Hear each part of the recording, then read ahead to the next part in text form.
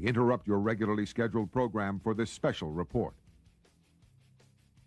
Oh, you didn't know? Your ass better call somebody!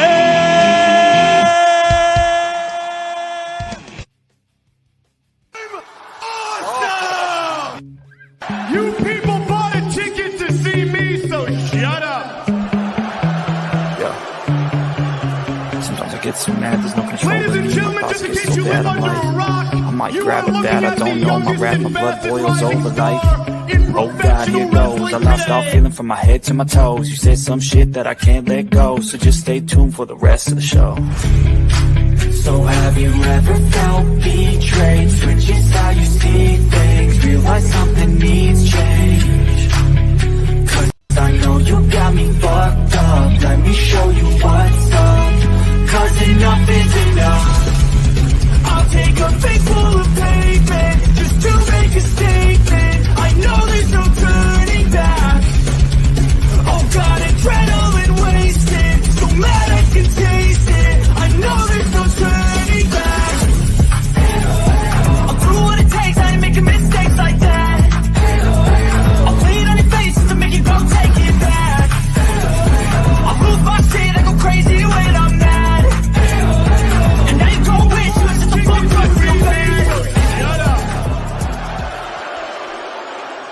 Be the villain!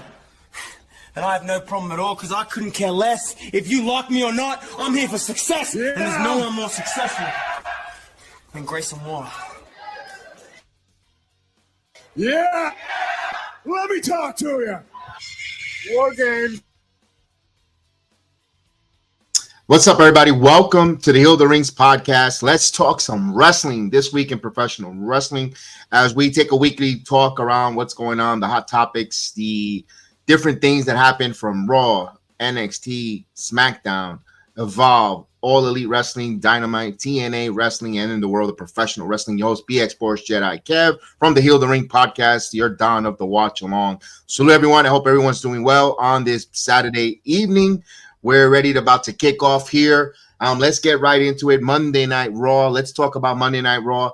It's a Monday Night Raw that was from Glasgow, Scotland. Not one of my favorite Monday Night Raw, to be honest with you. I really wanted to give off there with John Cena kicking things off. John Cena, the iconic John Cena time is now, hits the theme. The crowd with a lot of thunderous loud boos breaks through. Then it turns into some Cena sucks chant. John Cena comes out with that deer in the headlights look, that soaking in the atmosphere, reading the room very quietly, aggressively. Good cool down match, people.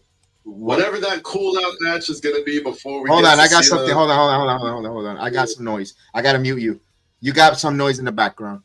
That's why we have to come a little early so we can make sure that we get all the kinks out of the way, because when we go live, we can't have this. So let's try it one more time. Samuel, good evening. Yeah. How are you? Good evening. I'm good. All right. Doing well?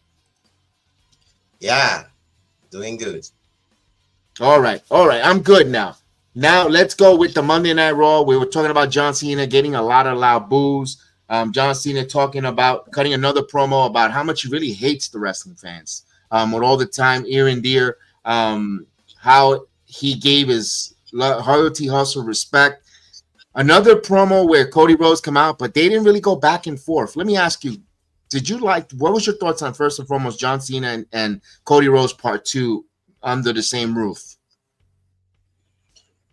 Oh man, like it was a thing. Obviously went ahead again this week to expecting to get like band burner. Like I want to see the back and forth. We know Cody is good at the mic, and we know Cena is a monster on that stick. So I went in there with full expectation, and obviously when it comes to Triple H and and obviously with the minds there, they withheld it again. And this is the first time I was like, oh shit, I'm doing this, but I could really understand because he's coming back in 2 days. on Monday. So would that happen there? We don't know. Like, this is the one thing with this administration, you can never tell what's going to happen. You don't know how it's going. You might just predict, you might just fantasy book, you might just pen things down, but what they give you is what they give you. They like, it's crazy. And yeah, this was a crazy one. This was a crazy one. So you liked it? Would I say? Did you like it? Yes. Mm-hmm. I loved it for one reason and one reason only, because the question of like, who is John Cena? Like, because obviously he did something that did not well with anybody. So I was like, am I coming here with who is John Cena, or rather what is he? And he told me what he is at this time. It's like, fuck this shit, I'm here for number 17. And because the narrative of like, oh, Ric Flair is so respectful of Ric Flair, there's no way it's going to take that history away from Ric Flair and everything. So to see him literally say, fuck that, I'm going to take this shit away from you guys, and 17 is what I'm like, now you're talking. We wanted more.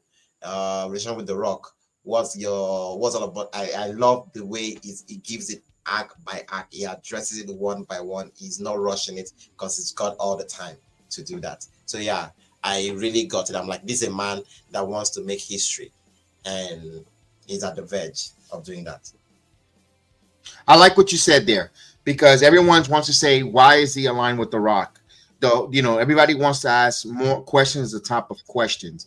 I think John Cena pretty much saying he's going to destroy or wreck pro wrestling, because that was the stereotype that Super Cena will take a lot of young talent, didn't get talent over, or kept trouncing certain talents from getting that opportunity on top of the card of the WWE. The way he was booked prior with Vince McMahon, booking him as always winning, and Super Cena and breeding Rusev, whether you liked it or not, or in the past, he's kind of acknowledging it or saying it within the lines of the promos, where he's going to win this 17 world title. Not only that, he's going to be the 17th most winning WWE and professional wrestling champion, one of the WWE purists, who hasn't wrestled a day or won a championship outside of the WWE walls.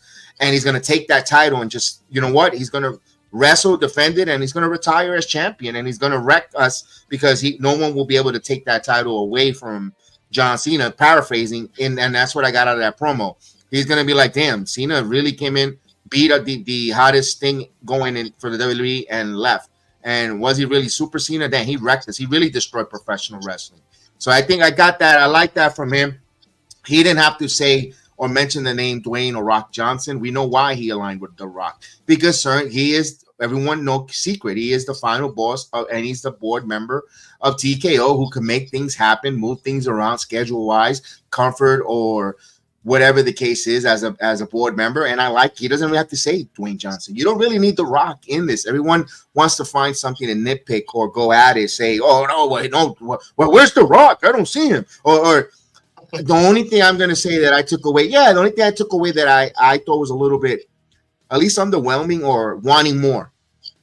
I'm not even underwhelming. I want more. I want to see John Cena, Cody Rhodes talk with one another, rebuttal with each other's promos. You this. I want to hear a comeback rebuttal. I want that. That's what we're missing. But like you said, it doesn't have to be given to us all at once. Slow and steady build up, because that's what it is. You still got a couple weeks away, 20 plus 24, 23 days away from WrestleMania, or 3 weeks away, and you're got to build it. So, nice, because at the end of the day, you want to do enough to make me want to open my wallet and plump down and go and either buy if I don't have Peacock already, go subscribe for Peacock, buy a plane ticket if I want to go to Vegas, or if I'm on the fence, the Monday Night Raw and SmackDown is going to try to convince me to come on and finish and give my hard-earned money. It makes sense, Samuel?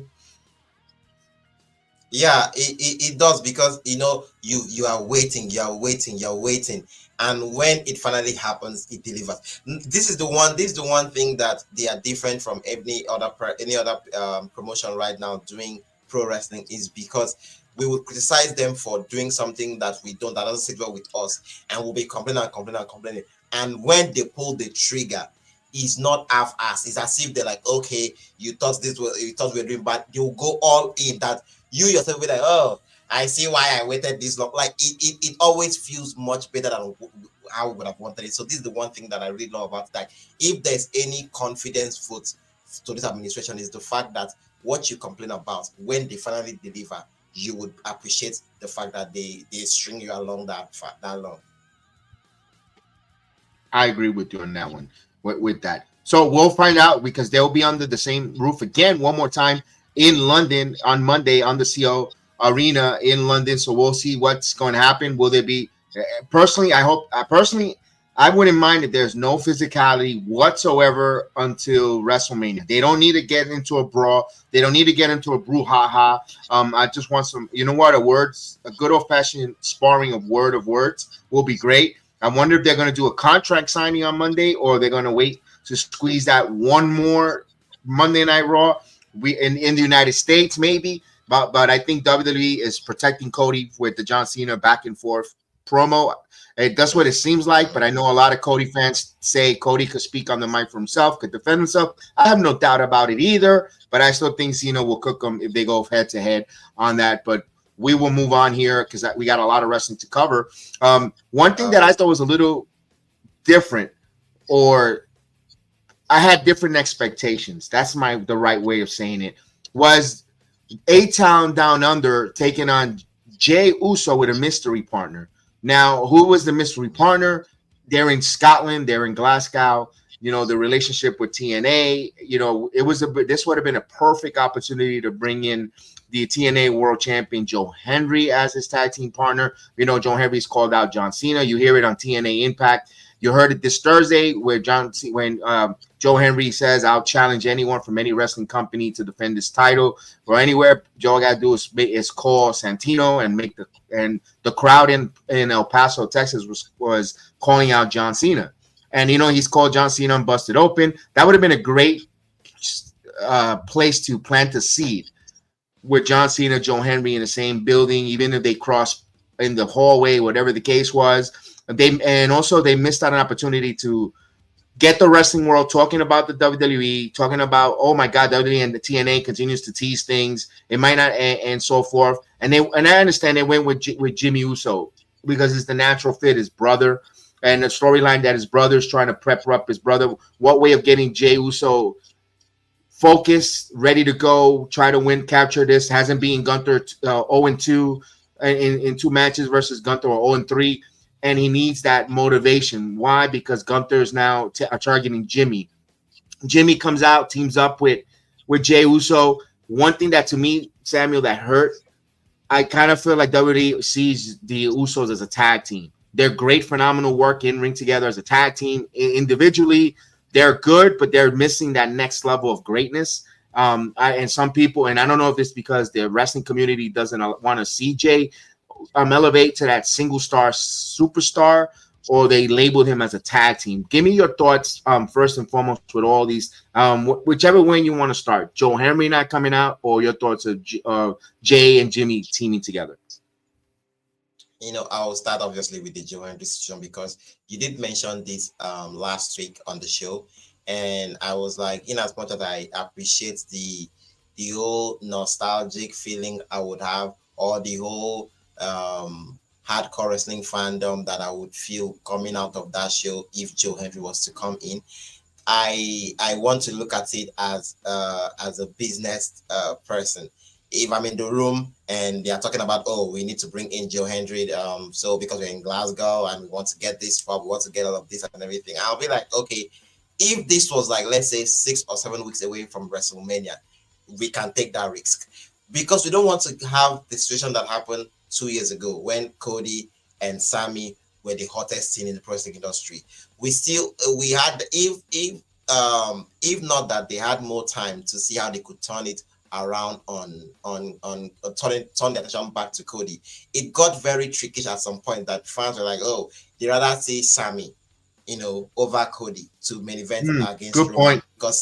because Sammy had the history. Sammy has been there. Like we are emotionally attached to Sammy more than Cody. I believe that was the reason why people literally turned on Cody as they were like, okay, like not like turn, but like people really felt indifferent. Like, wait, is he just going to walk back in here and get the one championship that everybody has been suffering? Because obviously Sammy and every other person have been the one taking all the L's, taking all the attacks from Roman for the past all the years leading up to 2023 WrestleMania. So for him to walk back in, yes, we will be the first to congratulate Cody on everything he's done as the revolutionist in the pro wrestling industry. But it felt some kind of way like, oh, did they just bring him back here to come and get the title? It doesn't sound well. And I will also say I was one of those people that was like, I love Cody so much, but I don't really see him. I don't want to see him be my champion as of that time. But I will tell you, I felt so bad when they hit the referee counted to 3 and I'm like, oh shit. I feel for him, but I was like, this was the best decision. So bringing Cody. Joe Hendry. So bringing Joe Hendry in, you don't want, obviously, Jay is already having like bad media publicity at this point. I mean, the media is just, hitting on him. The internet is just on his case. So to bring somebody as popular as Joe Hendry in, like, my tilt this the other side. I'm like, and you don't want the attention to be going elsewhere. We want everything to be focused on Jay. So I understand the fact that they missed out on a great opportunity. Well, they might get back around there this time, but I believe that the best thing was to have Jimmy coming to help his brother. What was the second part question again, so that I can wrap up? That was both there on there, because you made a great point. I want to touch back on that great point when you mentioned about Sami Zayn before WrestleMania 39, when Sami Zayn took the chair to Roman's back, and it led to the Elimination Chamber, where you kind of felt that was a little rushed, because I think you have more meat on the bone if Sami Zayn would have taken Roman on WrestleMania. I think you're absolutely 1,000% correct. Looking at it, I know it's hindsight or what they call armchair quarterbacking here in the United States. Like, that means it's second guessing.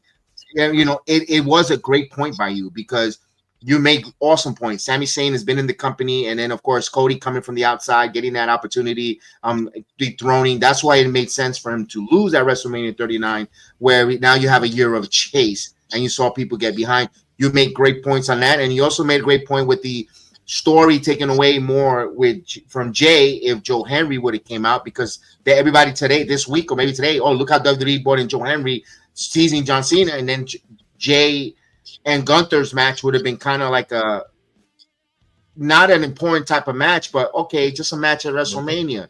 But now Jay with the slippage on the rope, like, playing to the masses that he's messing up, that Gunther's in his head and he's just afraid or having a doubt in his head, going to a Rocky 3 moment. We saw WWE use that Rocky 3 analogy when it came to Tony D'Angelo beating Obafemi, where he was afraid, getting that pep talk from Adriana Rizzo and the family, and he overcame and beat Obafemi. Now we're borrowing something similar to the story from Rocky 3 and the Obafemi D'Angelo, when now Jimmy's having a match coming up against Gunther. Could it be something where he gets so beat up or hurt that Jay has to rally for his brother's honor, for himself, for his doubt, for the naysayers, and that's a rallying cry because now we're emotionally behind Jay to go beat this ring general, this obstacle that's called Gunther with the world title. And I'm gonna put this here, similar parallel when it came to Sami Zayn, when Gunther was this larger than life intercontinental champion, the most long reigning intercontinental champion, and the way Chad Gable helped Sami Zayn overcome and beat Gunther. Now you have, because there's a reason, because there's an emotional investment and someone we could attach with sympathy behind, and I love how they turned it back, Samuel. Yeah, it's crazy. Obviously, people are still, Sheamus. Everybody wanted to have that Sheamus payoff. We did not get it. Chad Gable was one of them. I mean, his child cried on the front row. Gunther did all of those, and only for them to, and give it to Sammy. No disrespect here to Sammy. Sammy deserves everything he gets. But like people, if you still go out now, as people still feel bad, oh, they don't give Chad Gable the payoff, or they don't give Sheamus the payoff. So you don't want to have that moment where someone like Joe is coming in and you leave the storytelling to go and get a one night stand pop. So I'm not saying Joe is a one night stand. I'm just saying like for that night, it would have been so obvious that and it would not look as if so they brought Joe to come and save Jay from all of the bad publicity, bad media publicity. So let Jay deal with all of his issues alone. And we saw it how they handled it with the backstage that they did. That was incredible. Very good point on that. Very good point on that. And like you mentioned about Chad Gable, you know, helping Sami Zayn. Now Chad Gable's helping a new wrestler. You know, Chad Gable continues to give to the wrestling world, and he's trying to brought him under his wing so close. It gives me goosebumps because it feels like we're cloning people. With El Grande Americano has arrived. El Grande Americano has done phenomenal work. I mean, my goodness, he looks like a carbon copy of Chad Gable. I mean, you know, they say Chad Gable looks like Kirk Angle incarnated. This guy, El Americano Grande looks like a little bit of Kirk Angle, which more like Chad Gable. What's your thoughts on El Grande Americano? He's taking storm from the Gulf of America, by the way. Wow! Like I was like, I'm like, oh, Sir Kev needs to tell me who is that, because I'm like, oh, wow.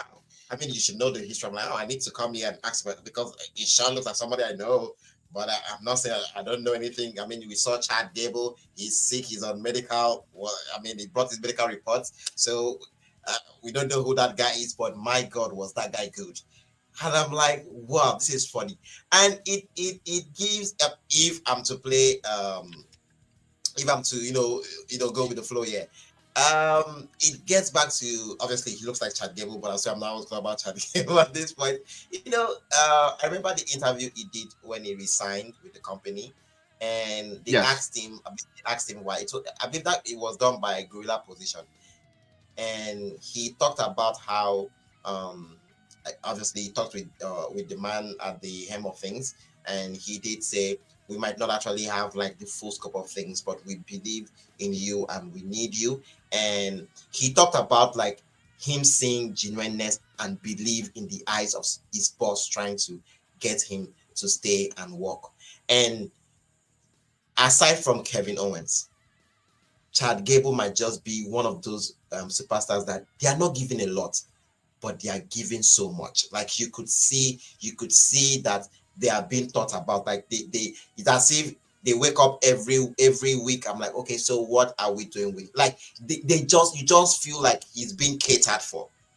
Ever since he signed this new contract, like you see that, you feel like you see from your screen, like, oh, they are really doing something with him. He's been on the thoughts on their book. I'm like, wow, I love this. And man, was that good. The match was great. You saw the audience, eating at everything, and it's as if Chad was like, fuck it, if I'm doing this, I want to go all in. And the boss was like, go there and cook. And boy, did they cook. I watched with the family, and mom and dad was like, my God, we were just laughing. Everything was just so funny. As a boy, when they take those big moves, they're like, oh my God, like this, they are taking this to the extreme.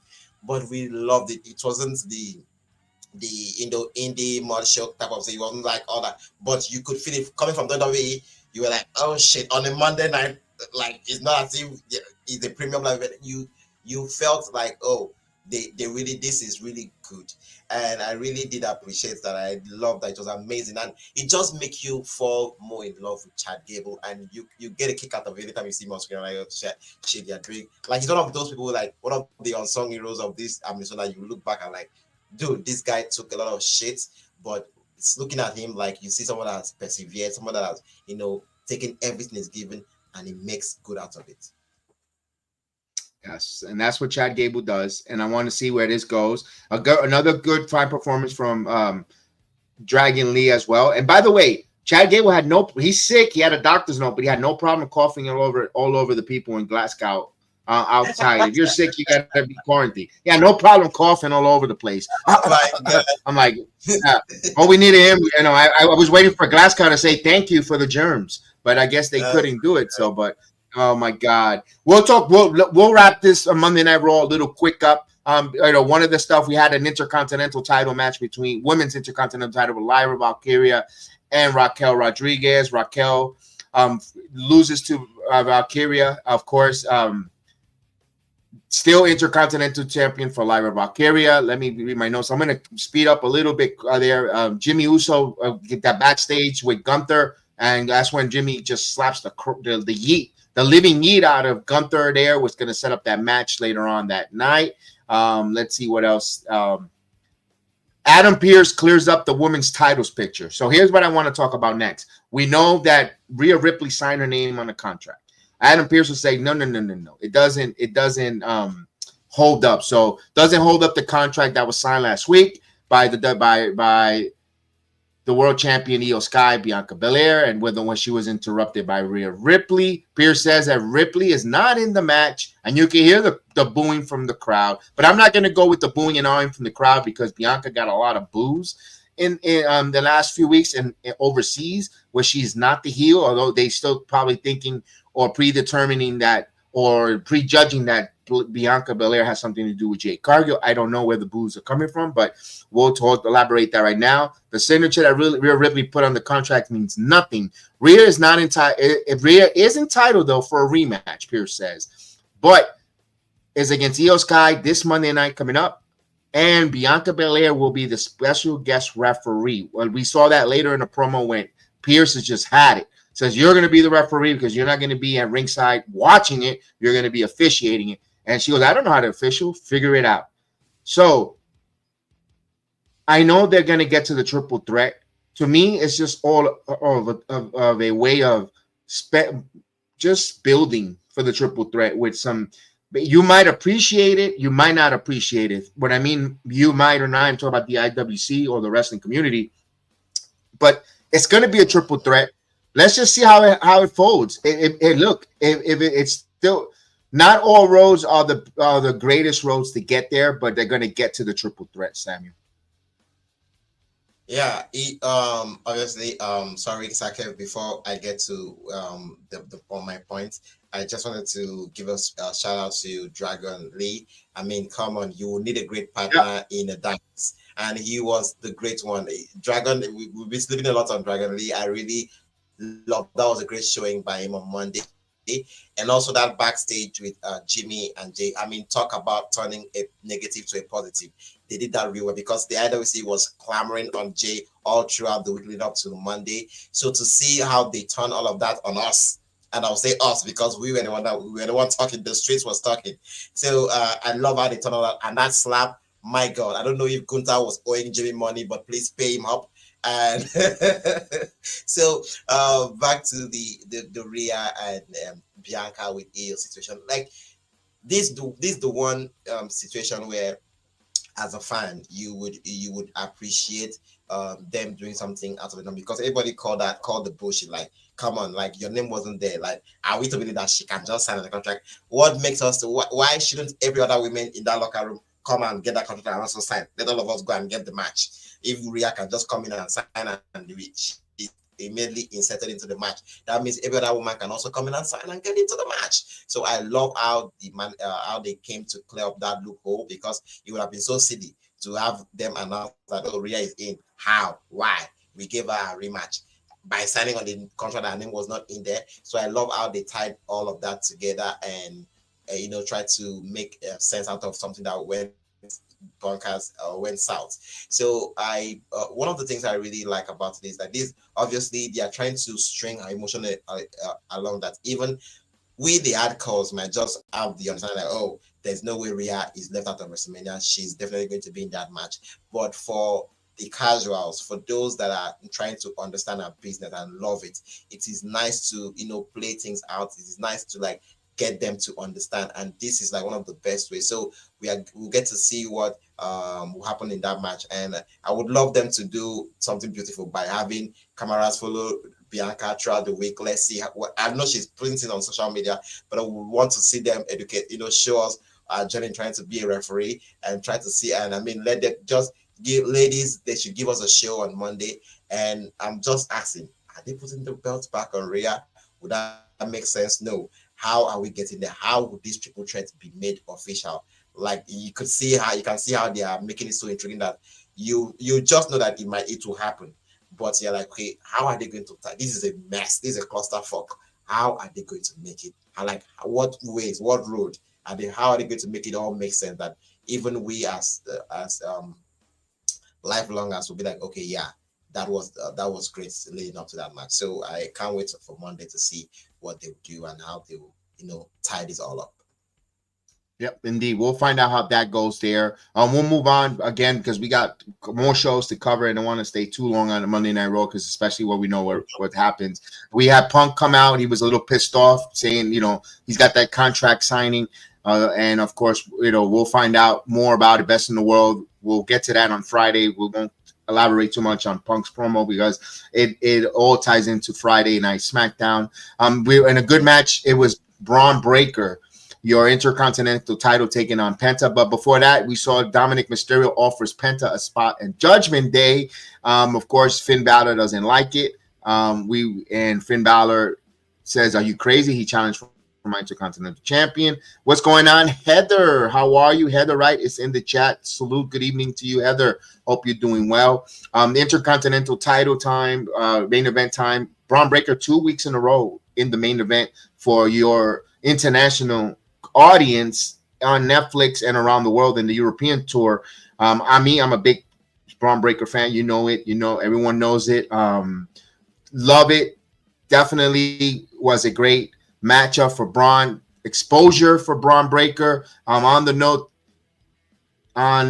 note, the show shift gears and head quickly to the mid-match commercial break. We'll pick it up from there. The action could high stake main event, of course, for the title when Penta is all fired up on his way for victory. Seemingly down Dominic and Carlito gets involved. The referee calls for the bell. The match is thrown out. Judgment Day beats down Braun Breaker with a chair, and Finn Balor comes out. He nearly hits Dominic with the chair, but decides against not hitting it. So they're teasing a breakup or dissension or some type of issue between Finn and Dominic. He hands the chair to Dominic and orders him to beat down Braun. Dominic does that exactly. Penta recovers and asks what the hell is going on. Dominic hands him the chair and tells him, "Cero miedo for the Judgment Day." And he tells him, hit Braun Breaker with the chair. He thinks about it hardly. He looks for the crowd. He's looking for approval.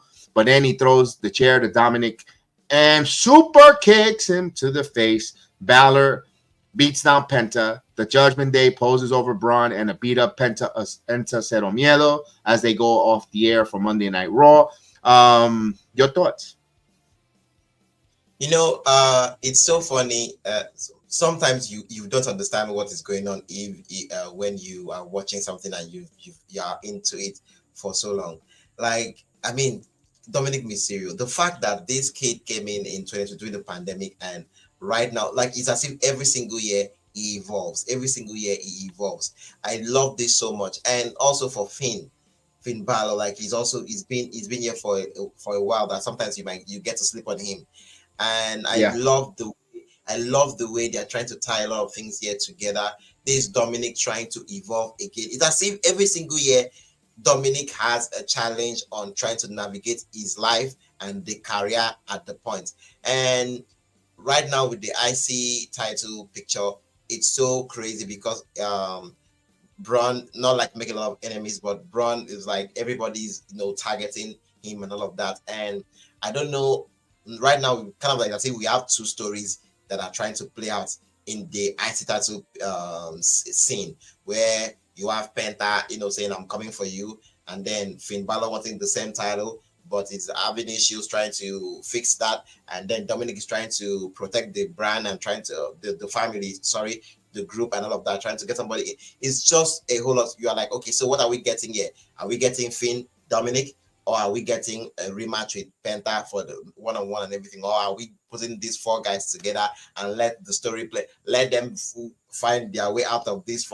So it's just like one of those things that I'm like, I might just sit down here and fantasy book, but at the same time, I'm like, whoa. And it's the fact that all of them are so good and unique in their own way that you can't see that you want to see them be in a very big spot during the show. That's WrestleMania as I'm talking about. So I don't know if I would be okay if I believe if you give us Finn and Dominic, to me 2 weeks is too short to play out that story. So why don't we continue telling the story with the IC title match? So are we calling a fatal 4-way for the championship match? I don't know what you have to do there. We still have Ludwig Kaiser out there. We still have Pete Dunne out there. Are we putting the title up there? Give these guys ladders. Let them knock themselves out. Give us WrestleMania 32 again. That's one of my best ladder multi-main matches, because I think we had the Kevin Owens and Sami Zayn story in that match. We had Zack Ryder trying to for his first ever main WrestleMania card match. I think we had a lot of stories going into that match. Everybody was trying to go prove a point. So I believe if we can have something like that where we have a match where everybody has issues with everybody. Everybody's going out there to prove a point. Everybody's going out there to settle some kind of beef. We are going to settle beef there. Beef, feast will be flying. Feuds will be starting. Feuds will be completing. Like, let's just have everything happen for the title. So I don't know how they're going to get that done.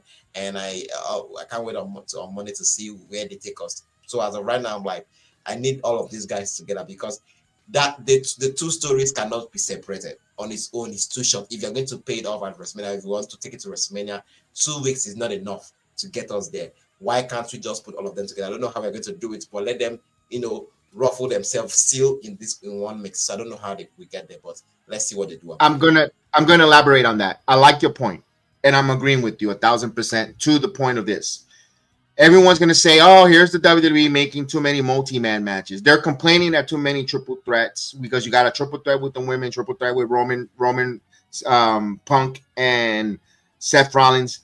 But when the stories are told, or when they dictate that the story is being told for a multi-man match, and if there's more than one, what's the hell is the complaint? What's the complaint at WC? I'm going to be honest with you. What the fuck is the complaint? I hate to sound with the curse word, but it's the truth. These women, in the case of the women, they're having a gripe with all three of these ladies. Let them go in there and figure it out and fight it out. The story with the Intercontinental title, like you just finished saying, is too short for Finn and Dominic to go and go against each other, set up a singles match between them. No, you could put you know what? Pierce says, you know what? We're going to make like you said, a ladder match for the Intercontinental title. Braun.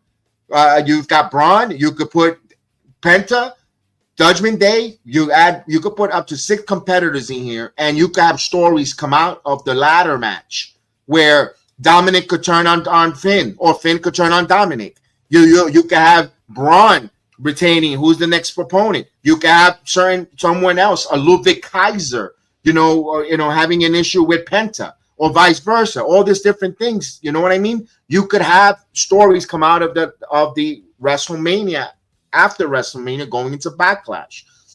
Just because it's WrestleMania, wrestling doesn't stop. Wrestling is a nonstop entity that new storylines begins, or some continue. So why not have that there? I'm going to take it a step further. The men's United States title could be put up with a multi-man match as well.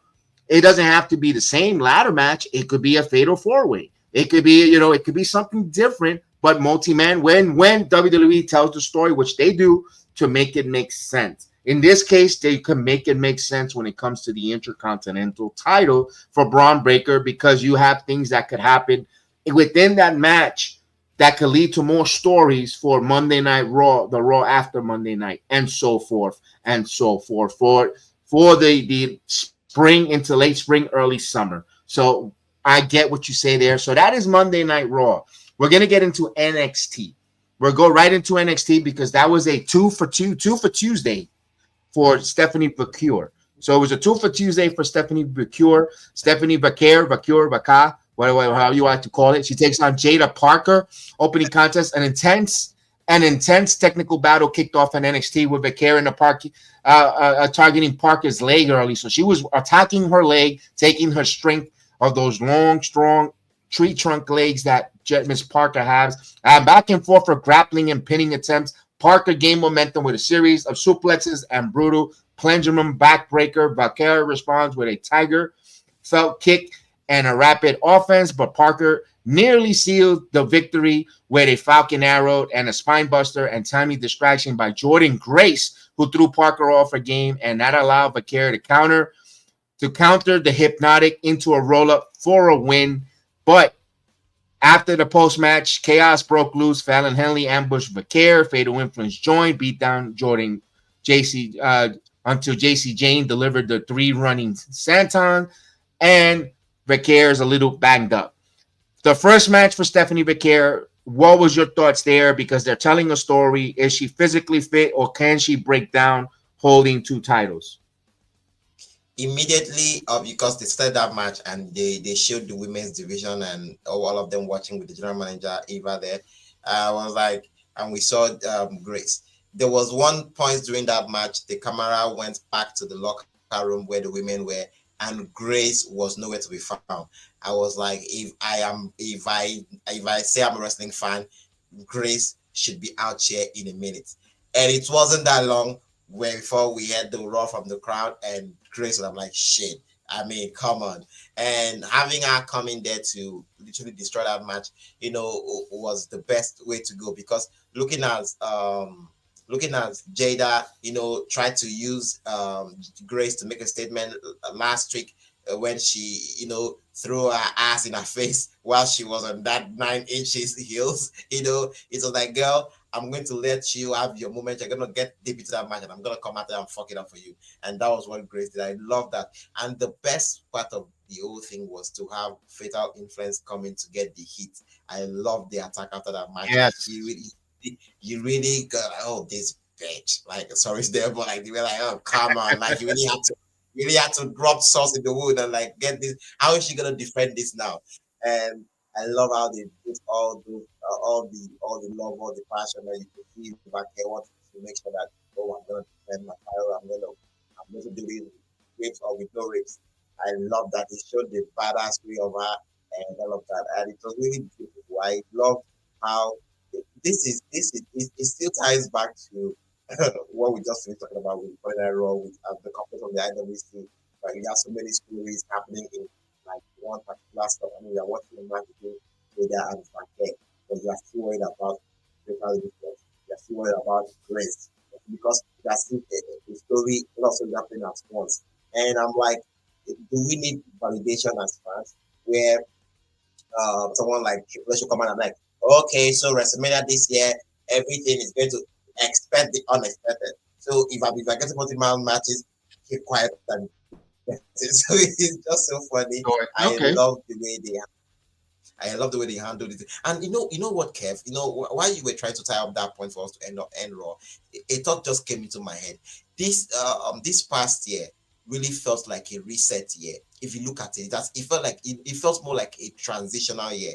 That's why it feels like WrestleMania this year has a lot of multi-man matches, a lot of stories, clambering together. If you really look at it, because when Triple H took over from Vince, with Roman's reign and with Cody coming in, obviously Cody wasn't Triple H's project, same as Roman. Correct. He took over those projects from the man. So obviously, Vince might have had his direction he wanted to go with these people. And for him to take over, he's taking over somebody else's dream. So it felt more like it. And if you look at the card we had at WrestleMania 39, it was mostly also a lot of matches. You had tag teams trying to make a spot for themselves. We had the Ricochets. We had when he was in tag team, you had the women too. We had a triple threat: McIntyre, Drew, and Sheamus. Sorry, Drew, Sheamus, Hunter. If you look at the card, the 39, we had a lot of matches that was all over the place too, because this is someone that took over a power, so he's trying to like fix things. It feels like this year feels like a transitional year for Triple H too, because it's as if he was trying to post WrestleMania. He did not recover. Roman is now out. He's now only Cody. How can I make Cody look like a champion that they will respect? Oh, Randy is here. CM Punk is back now, fully healed. Oh, I need to pay off the Drew story. Oh, The Rock is still in my face. I need to get something for him. Jay is on the rise. Don't forget John Cena. oh, Justina is about to retire this year. Oh, Gunther is now out of Manchester. I need to get. Oh, he's now going for the World Championship. Oh, Seth Rollins is still out there. Like he has a lot on his table. Oh, people are complaining. Yeah. Bianca is now getting to become Jade mother in the division. Why can't she take back a singles position? Oh, the super free. Like as if this man is dealing with a whole lot of things, and I'm trying to. We had wrestlers signing new contracts this year. You have to give them new directions. So how are you going to do that and not feel as if you are relegating one? And so it feels like this year is like a reset year. That's why for the first time I wish immediately after WrestleMania we should just go straight to the draft so that we can know who is working where, who is working, so that we can start moving these stories. Good point. So that by the time we get to New Orleans, we are not complaining about what is this, what is good. It felt more like it. That's why I'm like, when you were talking, I'm like, I was trying to take. I'm like, this is like a transitional year for this man. That's my way. So we should stop complaining because there's no way he can fix everything in 2 weeks. We're already here. So we should just take what we have to do. So yeah, for back to the women, that was badass by our champion Stephanie Baker. Good point. Great point on there. As my dog is we're getting a delivery. I can hear it.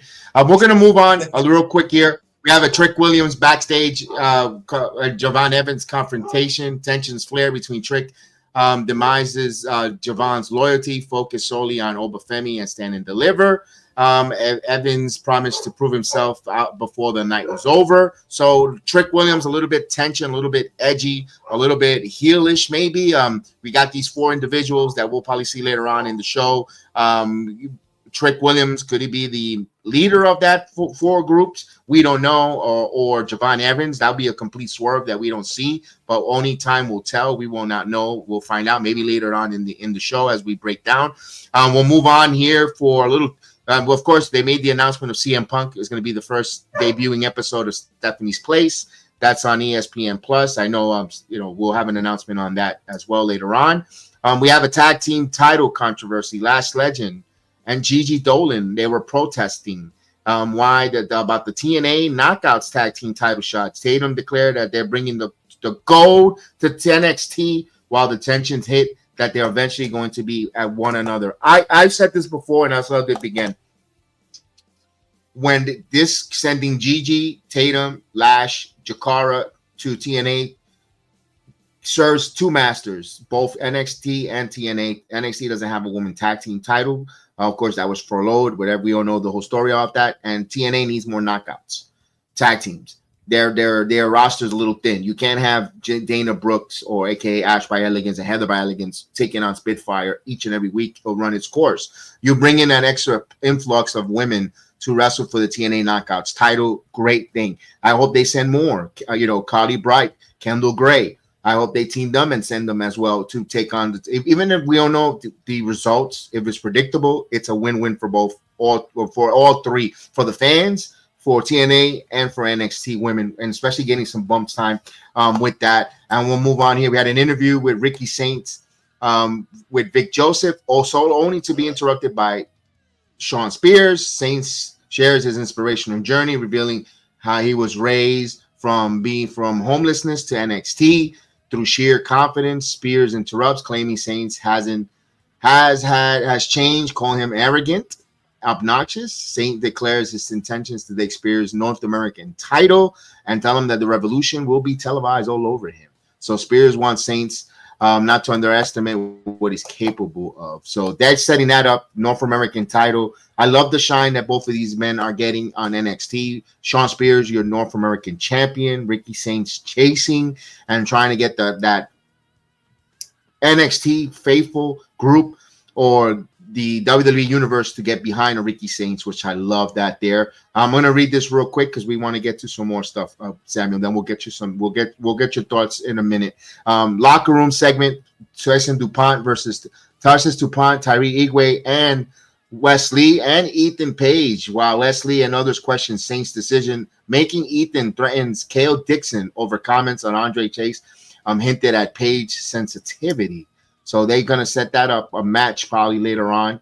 Hank Walker and Hank and Tank versus Tyson and Tyreek, with Wesley in his corner. An action-packed tag team contest. DuPont and Tyreek overpowers Hank and Tank with teamwork and power.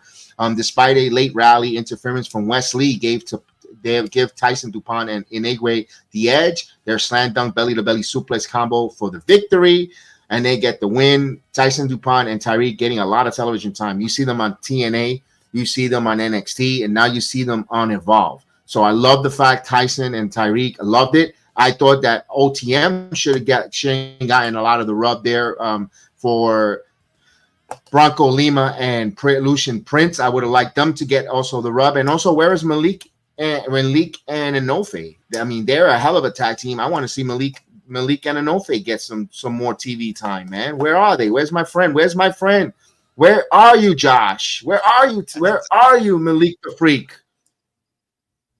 Man, I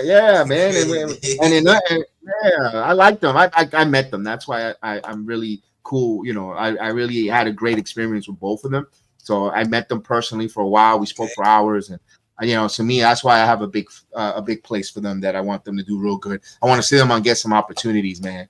Wait, Kale is actually a name. What is HP? Yeah, Kale Dixon. Kale Dixon is his name. Yeah, but Kale Dixon is one of his names. We get an interview with Axiom. So Nathan Frazier and Axiom. Axiom reflects the SmackDown match with Gunther. Frazier feels left out, hinting tensions again with his partner. Suddenly, Obafemi arrives in the parking lot, furious. He goes, I don't need to go on a singles match then. I'm good.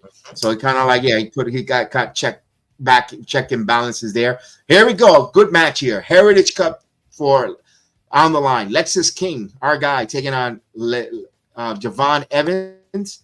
Evans pushes the pace, high-flying precision, but King grounds him with a suplex and vicious strikes. A flurry of Evans had the crowd going bananas at the Performance Center behind him. When he seems to poise for the victory, Obafemi attacks him from behind. Out of the referee's back, Evans slamming Evans into the apron. Evans couldn't get up. He couldn't make the 10 count. Alexis King win by a 10 count. So he retains the title. And there you go. In a post-match, Stark State emerges upon the crowd. Trick Williams accidentally hits Evans during the chaos, adding fuel to their tension. But it seems like every time the Dark State comes out, Trick Williams is always on top. Just keep an eye on that tension between them. Metaphor versus Gigi Dolan and Tatum Paxley. This one I was a little surprised. It was a tag team match that was fast-paced, chaotic. Paxley and Dolan takes control with the creative Tatum offense, including a Bronco Buster from Gigi and a springboard Insecurity. Despite Metaphor's power and advantage, Dolan hits the cemetery drive for the victory. And I was shocked that I saw Gigi and Tatum win via pinfall. But, of course, it makes sense because on Thursday night, they're taking on the TNA Knockouts champion, the Elegance ladies, Heather and Ash by Elegance. So they had to kind of tie up this loose end so it could coexist with Thursday's taping of TNA Impact. Of course, Tony D'Angelo's checking on his family. The Don demands answers from about the Dark State.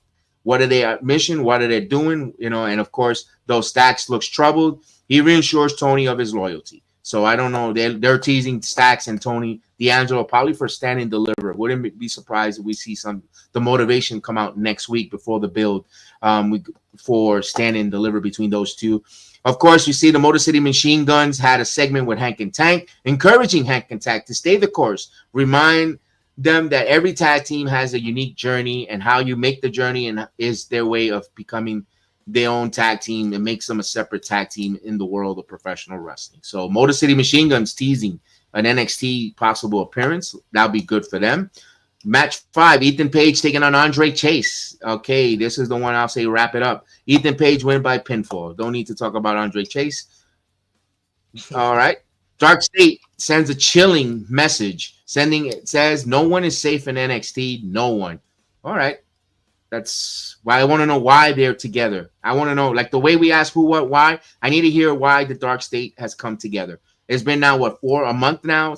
More than that. It's going to be almost 2 months since we saw them coming out at Vengeance Day. I need to know why these 4 individuals are together. What's their mission statement? What's their purpose? So we'll find out. Trick Williams focus on Obafemi. Trick declares that Javon was a distraction. He calls out Obafemi next week. And distancing himself from the chaos involved with the dark state. So he's denying it right now. Yes, good. And that was really crazy looking at it, because I'm like, whoa, you know, I watched the way when they asked him about dark state, sorry, and he looked at Steve like, he was like, why are you asking me? And the answer he gave, I'm like, oh, okay. And it put doubt. Yeah, it was very suspicious. And I quickly put down on my notes, is this the source Trick William needs to prove himself that he's like, he should, like, obviously, because we can call him out on him being green all you want, but like, if he's given a story to back up this intensity, it will really do him so much good. I really looked at that, but I'm like, oh, how much I wish. And if they swerve us and it's Javon Evans, obviously because he was the level up star too before making it to the main show, and wowing everybody, and then got to be stable till now. So like, it makes sure we need to give it to Javon would make sense, but what will make greater sense is having someone like Trick Williams and let that frustration boil in, let it show like, oh, I mean, like, fuck it, like, I mean, come on, I am the king here, I wanted to rule here, like, I have to make a statement, and like, I really want to see, because obviously people making jokes, oh, level up rejects, all of this NIL stuff, like, it's just crazy, and I can't wait to see what they do with them.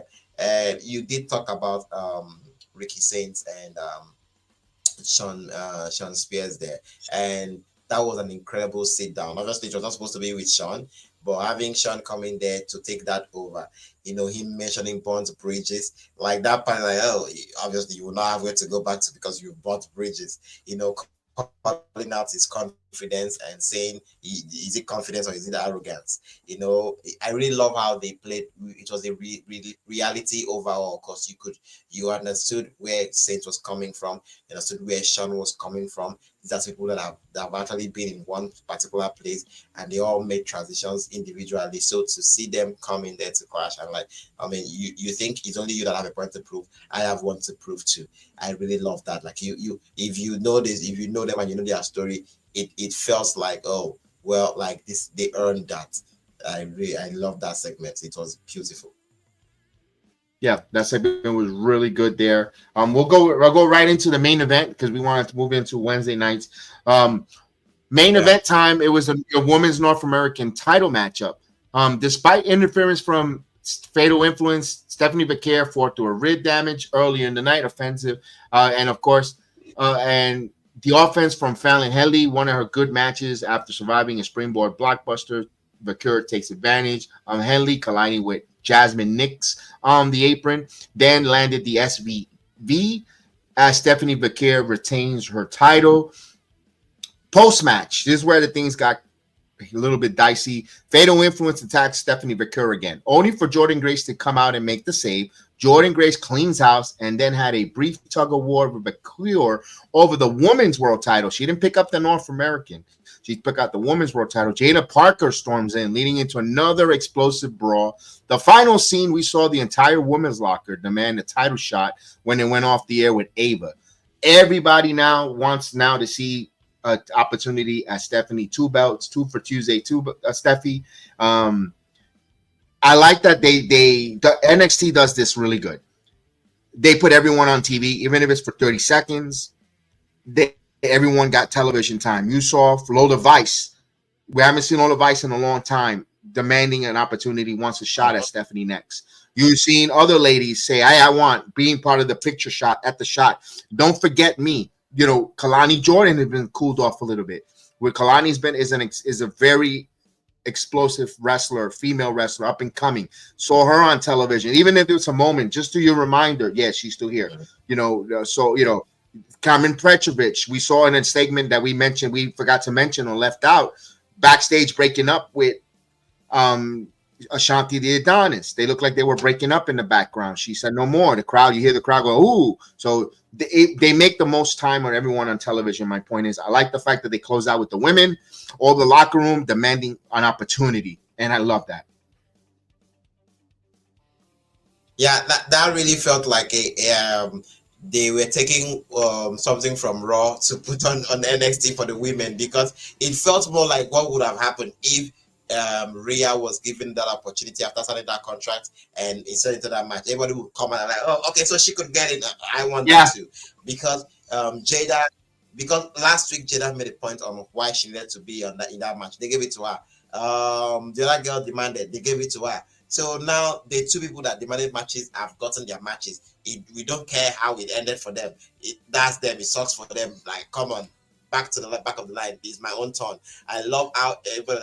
Okay, because you can't tell me to come to work and you put us all in the locker room to watch other women win and other women get on TV, and you tell me that I should sit back here while people are going out there to fight for themselves and giving the opportunity. So all of us, we are all going out there. So I love how everybody was like, fuck this shit. We also want matchups too.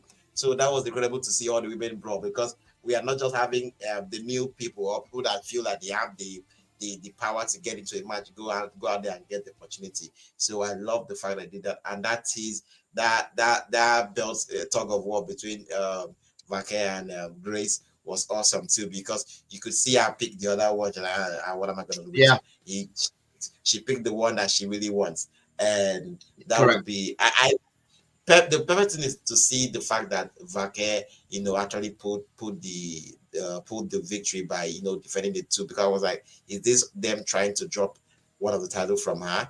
And it was great to see her defend those two titles and then succeed with it. So congrats to Stephanie. I wouldn't be surprised if they say, Stephanie, you're such a value asset. We saw that I wouldn't be surprised. You still got two before Stand and Deliver, 2 more weeks. Next week she has another 2 defense of her title, but the storyline is that Stephanie Vercora keeps getting banged up, defending both of those titles in medic, saying I'm a fighting champion when she's hurt. Then the go home show, I wouldn't be surprised if they say we're gonna alleviate the women's North American. I know it might look weak. We're gonna take away the North American title. We're gonna have a tournament, or we're gonna have a ladder match to make a new North American champion, women champion, because the locker room wants it, because we're going to protect you, Stephanie, because you're going to get injured if you keep defending the title 2 nights at a time, 2 matches at a time. It doesn't make it look weak. It kind of looks like they're safe protecting. I feel like the heat will be more on NXT than Stephanie Vercora. Yeah, it will be. There's a way they can turn it up, like, oh, maybe the management took power into their hands I won this title by myself. What do you mean by you made the decision without me having to say? Have I gone a rampage and have someone like, if I had to do it by myself, if I was like, you are too valuable, I can't lose you by having you walk like a dog, to 2 titles. There's no doing that, so I'm taking one away from you. Fans will be like, why would they do that? Why would I do that? It will now be the management, not Stephanie as a person, and that would be incredible. One way or the other, one title needs to go. She can't keep being in 2 stories, because she has to be in 2 divisions right now and try to make stories. Why they brought that title was so that women can have more opportunities. So being in one person's so they need to do something. So I get it. I agree with you. Now I want to make this statement before I get off of NXT. Julia did wrestle some house shows last weekend, over the weekend. Whatever the claim that Julia's injured, not healthy, yada, yada, she is fine. I don't think she's hurt or injured. I think personally, and I'm going to stick with my guns again. I'm going to say this again. I'm going to put this again. I think next week, this is going to lead to a match with Julia versus Mika Saramura at Stand and Deliver. Mika is about to retire from professional wrestling. And of course, you have one Japanese female legend versus another at Stand and Deliver, kind of a passing of a torch. Wouldn't be surprised if they have or if it's not in WWE, it'll be in Marigold, one or the other. But I wouldn't be surprised. That's why they didn't want to convolute or muddy up the world title picture with Mika, because she didn't deserve it. She hasn't been on TV for so long. Again, I don't want. Yeah, you know how the WC gets. Although Mika lost her title, never got her rematch from Mandy Rose, her NXT UK title matchup 1-on-1. She lost it in a triple threat. Blair Davenport got pinned. Remember that. But I think Julia and Mika will be announced for Stand and Deliver. I just have a funny feeling. I'm a guy, but go on a gut feeling. Hey, I could be completely wrong. And you know what? I have soda. I'll eat my crow and have it with some soda. So we'll see how that goes there. We'll go into Wednesday night, and you know what that means? It's Evolve. WWE Evolve. No, let's go first to the other company. With a great matchup, man. That kicks it off with the enthusiasm. Blake Christian taking on Kenny Omega. Kenny Omega hits. Theme music hits. He comes out as commentary goes crazy. Tony Schiavone gets wet in the commentary. The familiar sounds of Kenny Omega entrance sound. It's the original. And the AEW International Champion to the monster of a crowd reaction from the Twin City. The bell rings and goes off. The chants, "Fat Kenny, Kenny, you kill Kenny, you kill Kenny, you son of a bitch." And Christian hangs through and comes out to the gate. And when it comes from some offense, grossly out of the commentary, Omega ends up taking over and hitting a Snapdragon suplex. And of course, Omega gets the re-trigger and the one winning an angel for the victory in a brief match. Kind of was a squash match. I mean, I try to put some excitement into it. And I'm like, shit. Yeah. why was who Blake Christian? Who? I'm like, come on. I mean, I'm like, you have a roster full of talent. I mean, did we have to bring in somebody? But it's fine. It's fine. It was what it is. I love the fact that the positive out from there was the fact that, you know, it came out to the music we know. I was like, I popped for one moment, like, oh wow, the music, because the former one was like, what the fuck are they trying to do? But this coming out to that theme, like, that was great. Can I ask you? Can I? Yeah, go ahead. You are trending that the AEW comedy. Here's the question when it comes to this. Couldn't they just have Kenny Omega cut a promo like I know you don't want to be like the WWE. They try to copy everything else from the WWE. They copy everything else. They don't know what else to borrow. When the one thing they should borrow, they don't. Instead of having this dumb match where people don't care or not, who gives a crap about Blake Christian, why not he come out and with the music, the crowd chants for Kenny or Kenny, and then he'll cut that promo, and what it did was it turned into WWE kind of thing, because out comes Mike Speedball Bailey to interrupt, and then you get Ricochet. He said he cuts a promo that he's on his wedding to let everybody knows he's gonna marry Samantha Irving. Lucky for him. And that's what it was. It was just that. It was just a promo. It was just a promo battle. Did it really need the wrestling? Let me ask that. I mean, they could have saved 10 minutes, or not even. The match was. I think the entrance and the promo was longer than the match. I mean, I wouldn't even have, because after that promo between Speedball and Kenny, it was so middle of the road. I'm like, whoa. I mean, you could have had something. You could have taken a page out of what they did with Charlotte and with Charlotte and Tiffany. Have them in the back. Mic them up. They should ask them important question. Oh, welcome, Speedball Mike Bailey. Oh, you are now in AEW. Now look at your first one. You're going against Kenny Omega. Have them talk, and then have Ricochet coming via satellite again. I'm like, oh, me too. I'm here. But lucky me, I'm getting married. I mean, they don't have to go out there and do all of that. It just felt so. I don't know. I came out of that segment. I'm like, okay, so because I was not so. It felt. I'm like, this is Kenny Omega, but it felt as if some NIL talent was on the mic. So green, like I didn't. And goodbye. Who needs that? We just started the show. I'm like, God. Like Mike Bailey was on the mic. I'm like, dude, who gave this dude the microphone? It would have been. I could have consumed it better if it was like a backstage vignette, or even if it was a backstage sit down with all of them. I mean, they have Jim Ross on the roster. Have Jim Ross sit down with these two guys. Give him let him do the breakdown of Mike Bailey. Let him do the breakdown of, obviously, who the fuck Kenny Omega is. And then have Ricochet interrupt via satellite. But just have that in there. You have felt more intimate.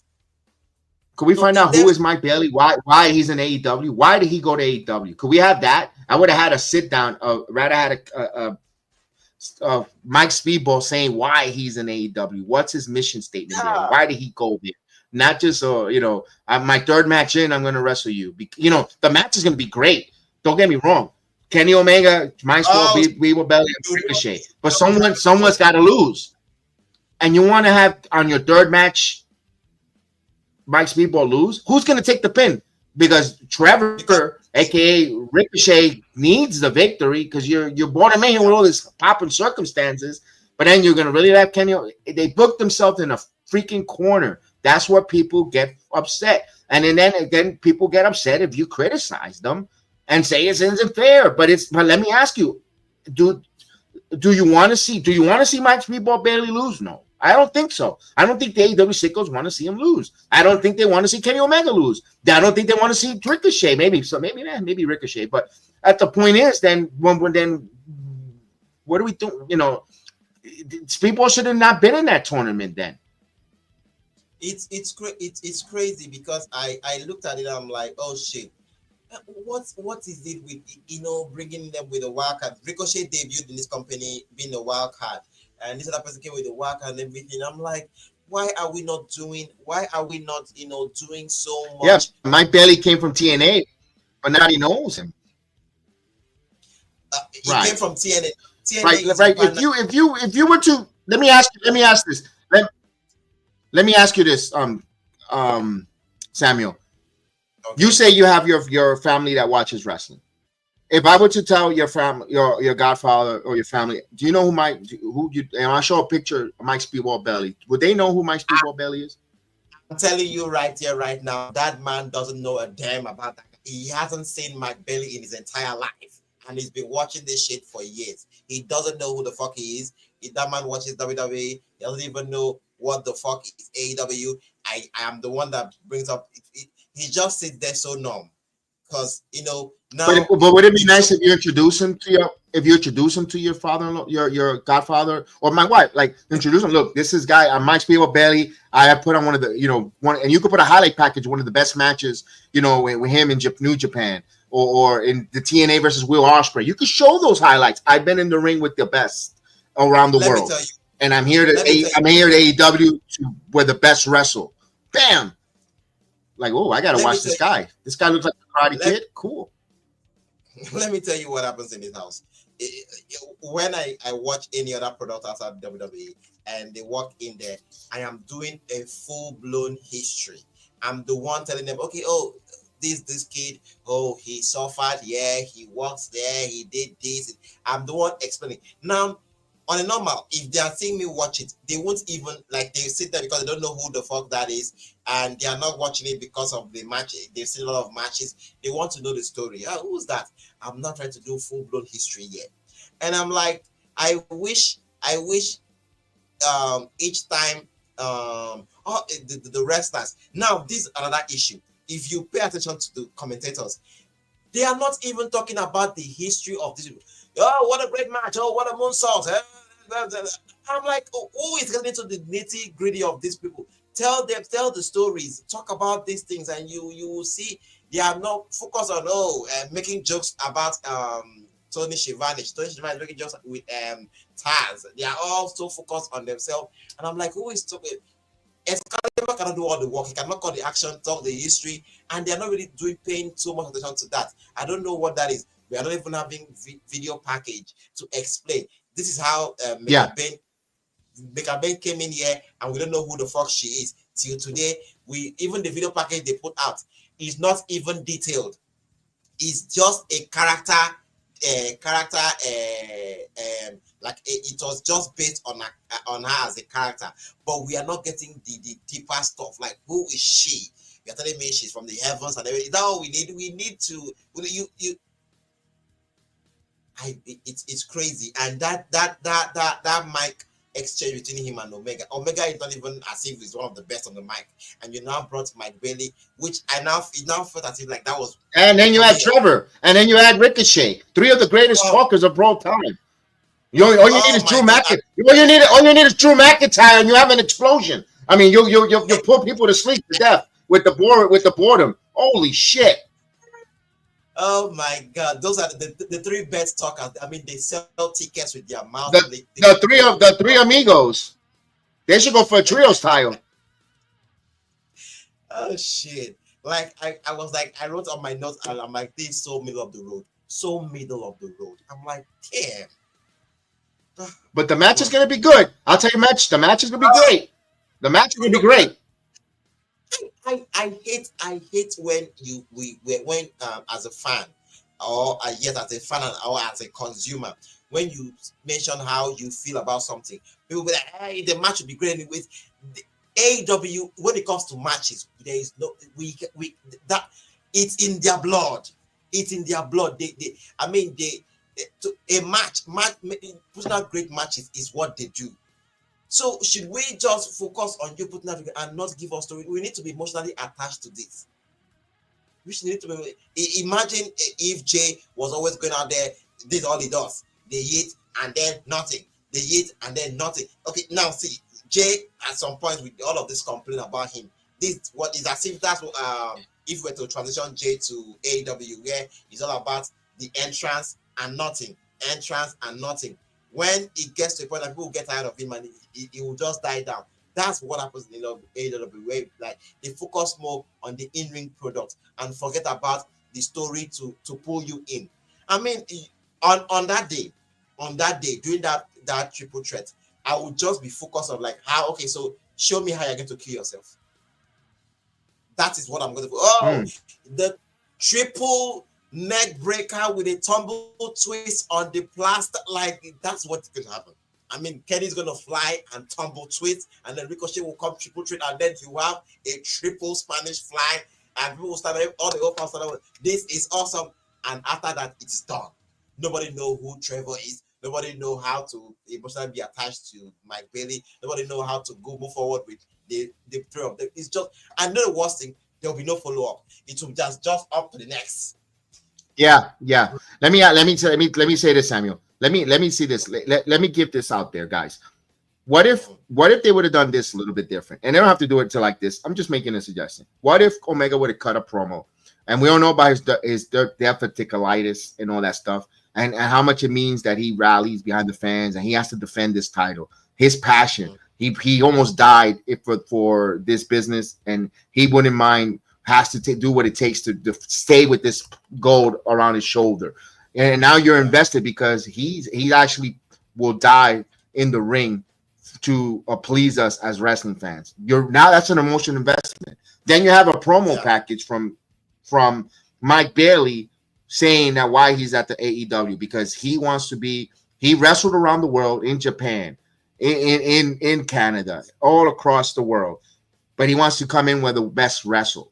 And he believes in this. And if he wants to be one of the best, he has to go with the best wrestle. And you know what? What a way of doing it. Making and he could even take a jab, making a monster impact. He could even win with that. I'm like, ooh, the sickos in the arena would have been like, ooh, we said impact. You know, by going on my third match and capturing the international title from beating Omega and Ricochet. And you will know that I'm the best in the world. Then you have Ricochet speaking. I put my side, marrying the love of my life, because I got to tell you how much I came here believing in myself to winning this title, winning that title and beating two of the top men in professional wrestling. You know, when you talk about great matches, 5 stars, those are 8, and I will be the one in this triple threat to win. Now you're invested. One guy is saying that wrestling is more important than his marriage or soon to be wife. The other one, he's ready to die in the ring to defend that title. The other one traveled the world, but he wasn't satisfied until he came to this company to wrestle the best in the world. Simple. You're invested. Pick your side. Pick an investment. Sakev, you do the crazy thing. Maybe Tony might tell you, bro, that's too expensive for me to shoot. You know, shooting those big package would be so expensive. Then simple. Put Trevor on the seat. Put Kenny on the seat. Put Mike on the seat. Put fucking Jim Ross on seat. And say, guys, triple threat or April 6th Dynasty. The pay-per-view's name sells it.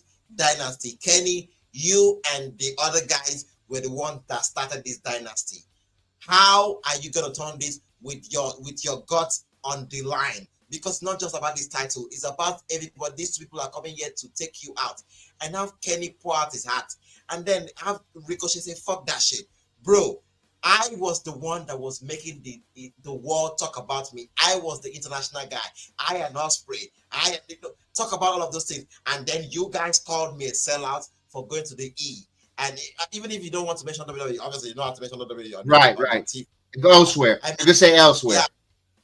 Yes, I had to go elsewhere, and you guys called me a sellout, and you guys called me a failure, and you guys say I sold out, that I could not do shit, that I went and I got comfortable, and that I'm winding down, and I made my way back here, and you came in here and you're doing your sub story. What the fuck is the Kenny Omega that main evented Tokyo Dome? And I've barely be like, fuck you guys, I came here to prove a point. I will. Now you'll be like, because they want to sell. They have not done anything. Yes.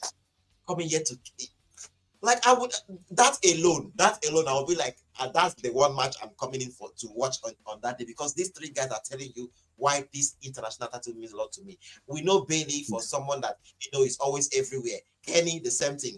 Ricochet, the same thing before he went to WWE, and he's back again to be on the road. So that title signifies somebody that is like the perfect picture of a guy that is everywhere, and whoever wins that title is Mr. International. It's going to be everywhere. And this simple. And the three guys embody superstars that have, they have struggled, they have clawed to, Lucha Underground and TNA. They are everywhere. Japan, they did it all. So they should be the standard bearers. That story sells. But have we gotten any of that? No. Bailey's out here kissing ass to Kenny. Oh, you inspired me. The fuck, who cares about how he inspired you? Why are you coming for this title? Simple. That's all. Keep it simple, stupid. You're talking the truth. You're not embellishing. You're not playing a character. You're keeping it simple. You're telling truths in your promo. And then that's how you get people mostly invested. Because here it is. I'm going to plot $50 to watch this. Even if this is the one match that gives me the 5 stars where Meltzer is spitting a finger up his ass and circle jerking himself. There it goes. Here's the $50. That's what you want to do.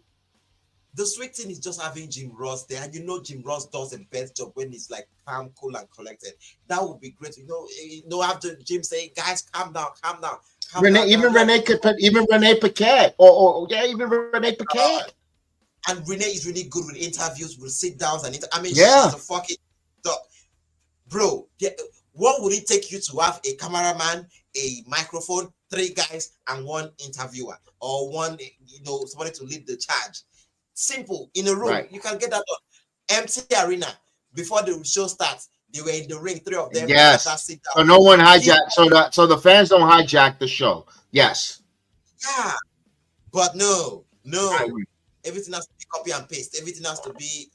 It's crazy.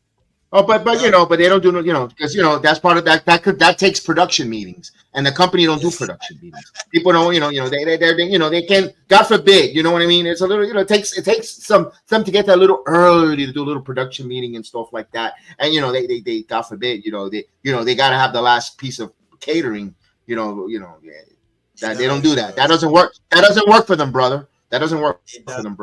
All right, let's talk about something that's not working these days. It's the Chris Jericho had a Ring of Honor champion. Chris Jericho is with the rest of the Learning Tree group. He's telling Big Bill and Brian Keith they need to prove they still want to be part of the Learning Tree. They need to do something that proves that their things are getting over and resonating in their head. So Jericho's challenging the Brian Keith and Big Bill to, what are the lessons I'm teaching you? Are you listening, or you just here riding my coattail pretty much? Then Jericho tells Bandito that he has the master gravity's grab. He's got the mask of gravity. Well, you could buy that on AEWshop.com for $69.99, which is fine. But the one he really wants is Bandito's mask. So I guess Jericho doesn't want to pay another $69.99 for a piece of cloth for Bandito's mask. But he says he's going to do that and humiliate him in front of his family again, in front of his mother again. And he says he knows Bandito wants to win the Ring of Honor title championship again. And he offers a title versus mask match. I put my piece of title, your stupid mask, and we'll do it at the pay-per-view Dynasty. Why are we having Ring of Honor title matches on this? I mean, this, first of all, the card should be simple, not convoluted with too many unnecessary matches. And now you're adding the Ring of Honor title with Chris Jericho. Don't they have their own show? Don't they have their own Ring of Honor that only like 10 people buy $10 for? Can Jericho defend that title there? Does it have to be on this pay-per-view? Or could you put that on 0 hour? That better not be on the pay. That better be on 0 hour. Oh, Chris Jericho on 0 hour? Come on. I mean, you know, Kev, I did the painstaking job of watching AEW Collision, Slam Dunk, night 1 and night 2. Oh and my God. On night 2, I'm so sorry. Yeah, come on. I mean, somebody has to do it. Somebody has to watch it. And I saw the incredible promo segment between and Jericho and Bandito, and bro, it felt as if I was watching something like I was to wake up and I'm like, it's pandemic. It's like, what am I watching? It was so bad. But you know the funny thing, I love that. You could not take your eyes off it. It was just so like, it was so bad, so good that you were like, let me watch this train just get wrecked. And I'm like, Look like great. It's like The Room. Oh, great. I recommend you to watch the movie called The Room, and you know what I'm talking about. Okay, it's like Chris Jericho is the great Chris Jericho battling with who?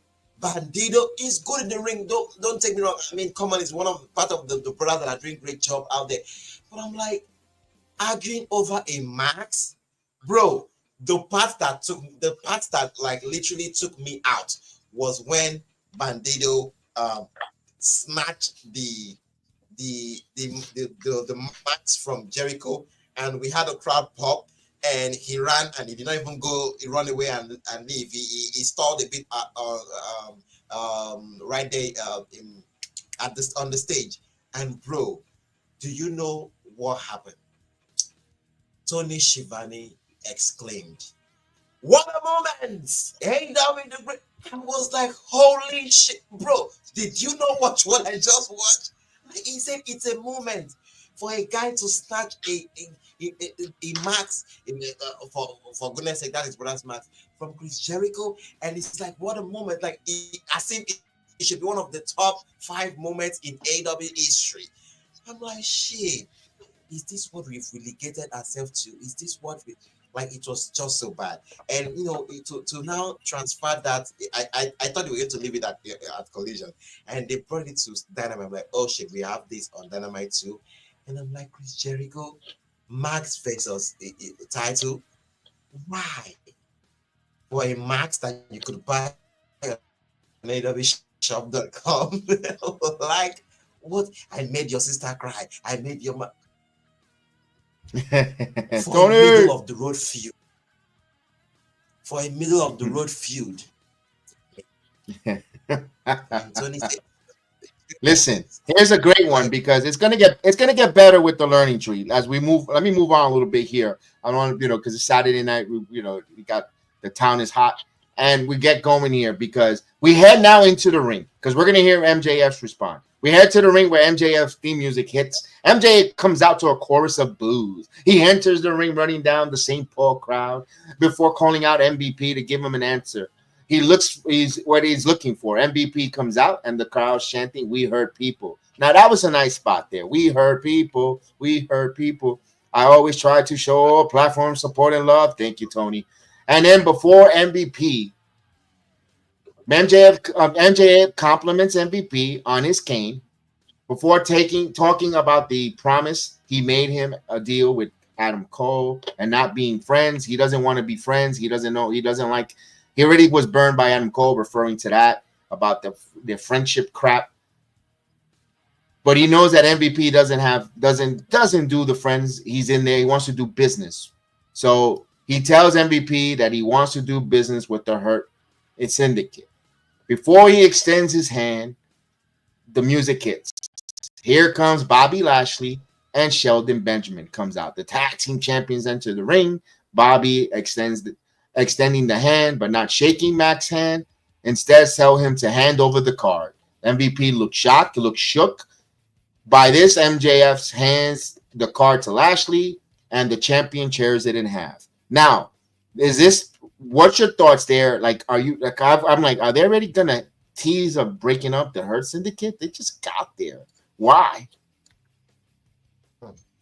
I believe what happens there is the fact is that if MVP is obviously is the manager is there, is the one handling all of these things, and he's trying to do what's best for them. He knows for sure that MJF is the biggest thing in that company, and he wants the best and biggest thing from that company on his brand and the hot business, obviously. But obviously Lashley and Shelton will take no account. They're like, bro, I mean, come on, you just sent us for vacation last week, and we saw you try to crack a deal with a scumbag, and come on, and now you're trying to get him in. And I know I heard people making jokes like, oh, I mean, to be cool to get a white guy in a black-owned company. I'm like, come on, really, we had to play the race card. But it was just like fun to see that MJF. For one, I thought MJF was going to accept the deal, and it was great. I'm like, he wants it. He wants to get in. MJF wants to get in. I mean, they did not complain months ago how you trusted somebody and they fucked you up, that you're not going to do that anymore, and now you want to get into the hot business and trust somebody again because you've known them. You said you did so with Cole and all of that shit. So but it was just, I love how Lashley and Shelton came in like, bro, fuck this vacation. P needs to explain to us what he's trying to do with MJ. Like, why would you want, of all people, why would you want him? Because we cool. We don't need to put no other person here, But to see MVP trying to fight for MJF, I'm like, get the fuck out of this ring, and have MJF leave and all of that. So like that was cool. But that I loved.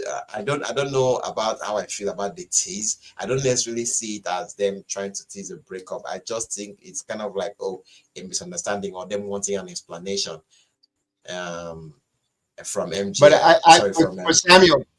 but Samuel, what I see there is, okay, you're it's more like Lashley and Sheldon telling MVP, what the hell are you recruiting this guy for? You didn't consult us to recruit this guy in. We don't want this guy in here. And then MJF backing up, after he sees Bobby Lashley upset with his fist ball, looked like he was gonna get his ass kicked. He typical heel. I'm gonna back away. I'm leaving. I'm not gonna get involved.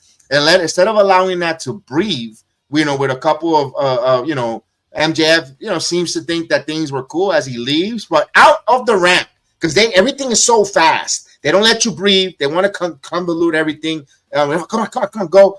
All of a sudden, Big Bill and Brian Keith comes out. Oh, there we go. After a couple of verbal jabs, an exchange between Bill and MVP, where MVP cooks the big man totally. I mean, my goodness. Addressed that he's never been pinned or submitted or lose those titles, taking shots at Ricky Saints, because he says, I never lost or got pinned for these titles. It was the other guy. But you're part of a team, you asshole. If you're there's no I in teams. And the jabs continue. MVP and the tag team leave the ring, confronting the two men on the stage. Bill says that he's going to invoke his rematch clause with his new partner, Keith. But MVP tells the pair to go out and win another match because he's not accepting the challenge. Go and then come back when you actually win a match against someone. I'm like, what the fuck is this? It was like MVP cooked the big guy. Bro, I was watching that and I literally wrote on my notes here. I was like, shit, damn, MVP Charlotte fled Big Bill.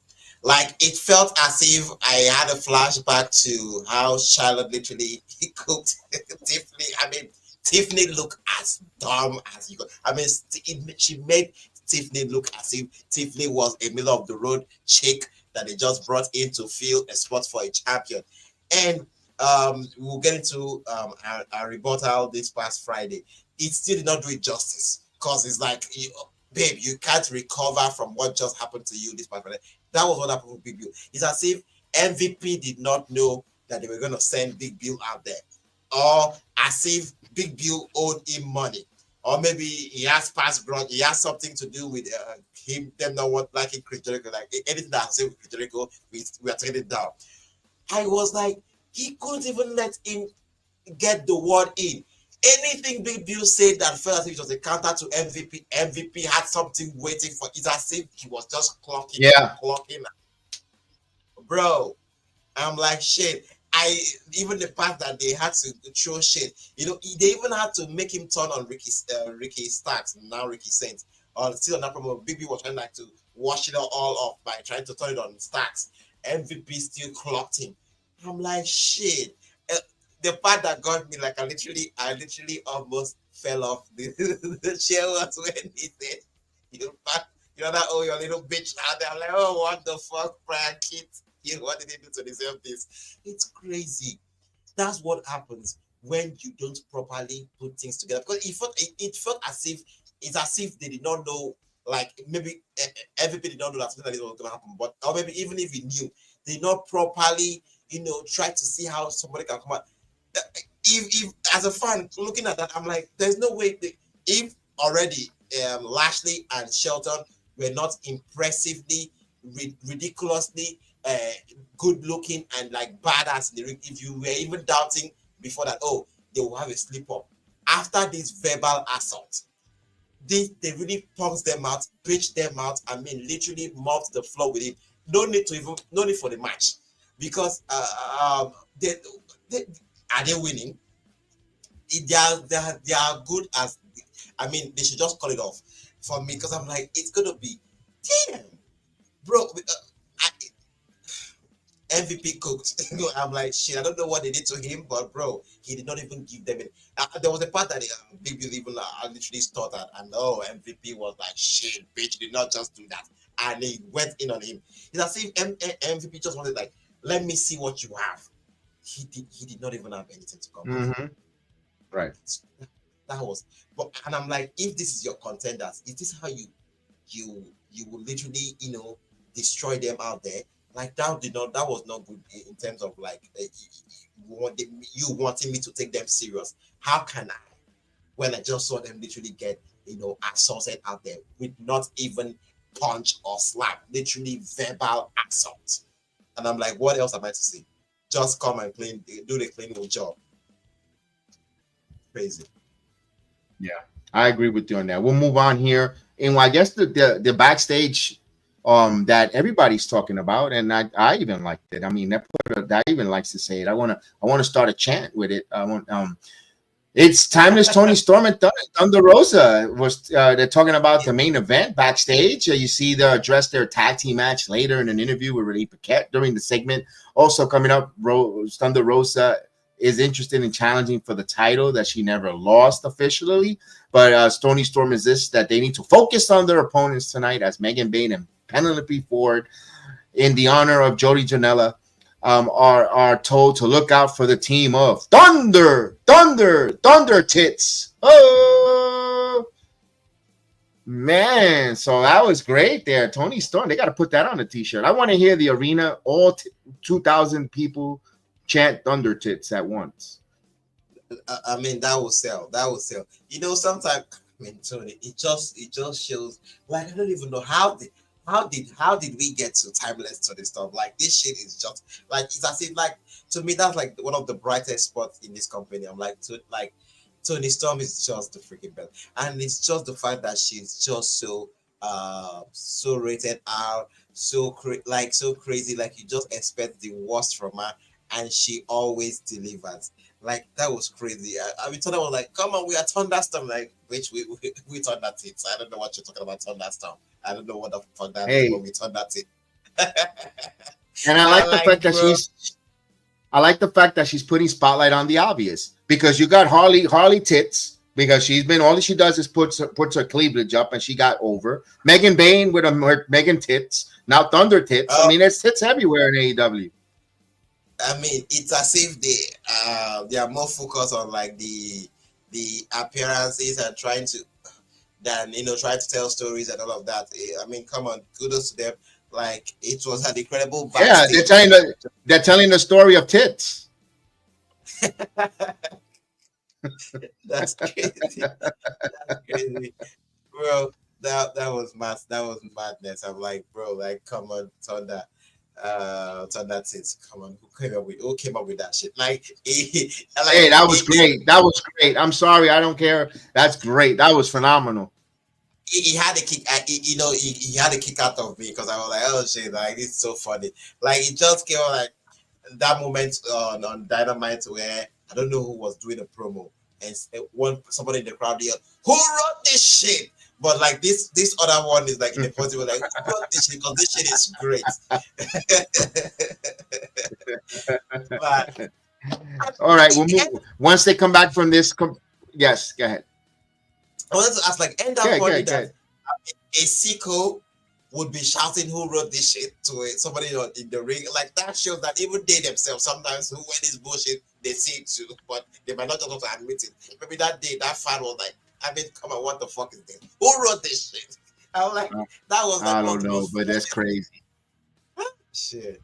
But I want to talk about this next match that I was puzzled. I'm like, why are you booking these two guys to wrestle on a random Wednesday? With no pay-per-view, no nothing. Brody King versus Kyle Fletcher. Now, Brody King, you want to establish him the Hound Dog, the House of Hound Dogs, whatever the hell they want to call it. And Kyle Fletcher, who they don't know what the hell, they next Randy Orton, the next this and that. Brody King is this big man, big strong man, who's supposed to be the leader of now that Malachi is no longer part of the group. Again, great matchup, but I want to get to the finish though. Kyle Fletcher wins. Now, Don Callis, a little interference, but he wasn't really the reason why. King ends up decking Fletcher with a big pop. Fletcher fights back, however, pulls off a victory just seconds later with a turnbuckle brainbuster. So a clean turnbuckle brainbuster on Brody King. Even the finish has me worried. Where's the producers to protect wrestlers for later on for people to have investment and give a crap about?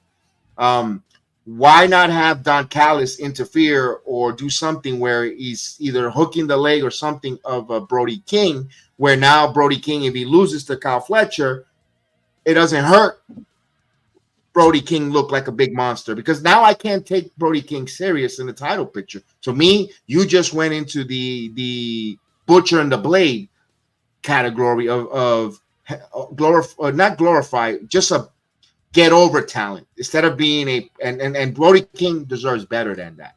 He is not that type of talent. He's a guy that you could make, my goodness, a bruiser where you should be fighting for some main event titles, or challenging Moxley where you think Moxley could lose, whatever the case, or that kind of stratosphere for a Brody King. But now I can't. I kind of see he's delegated to maybe Ring of Honor, Bandito territory, Samuel.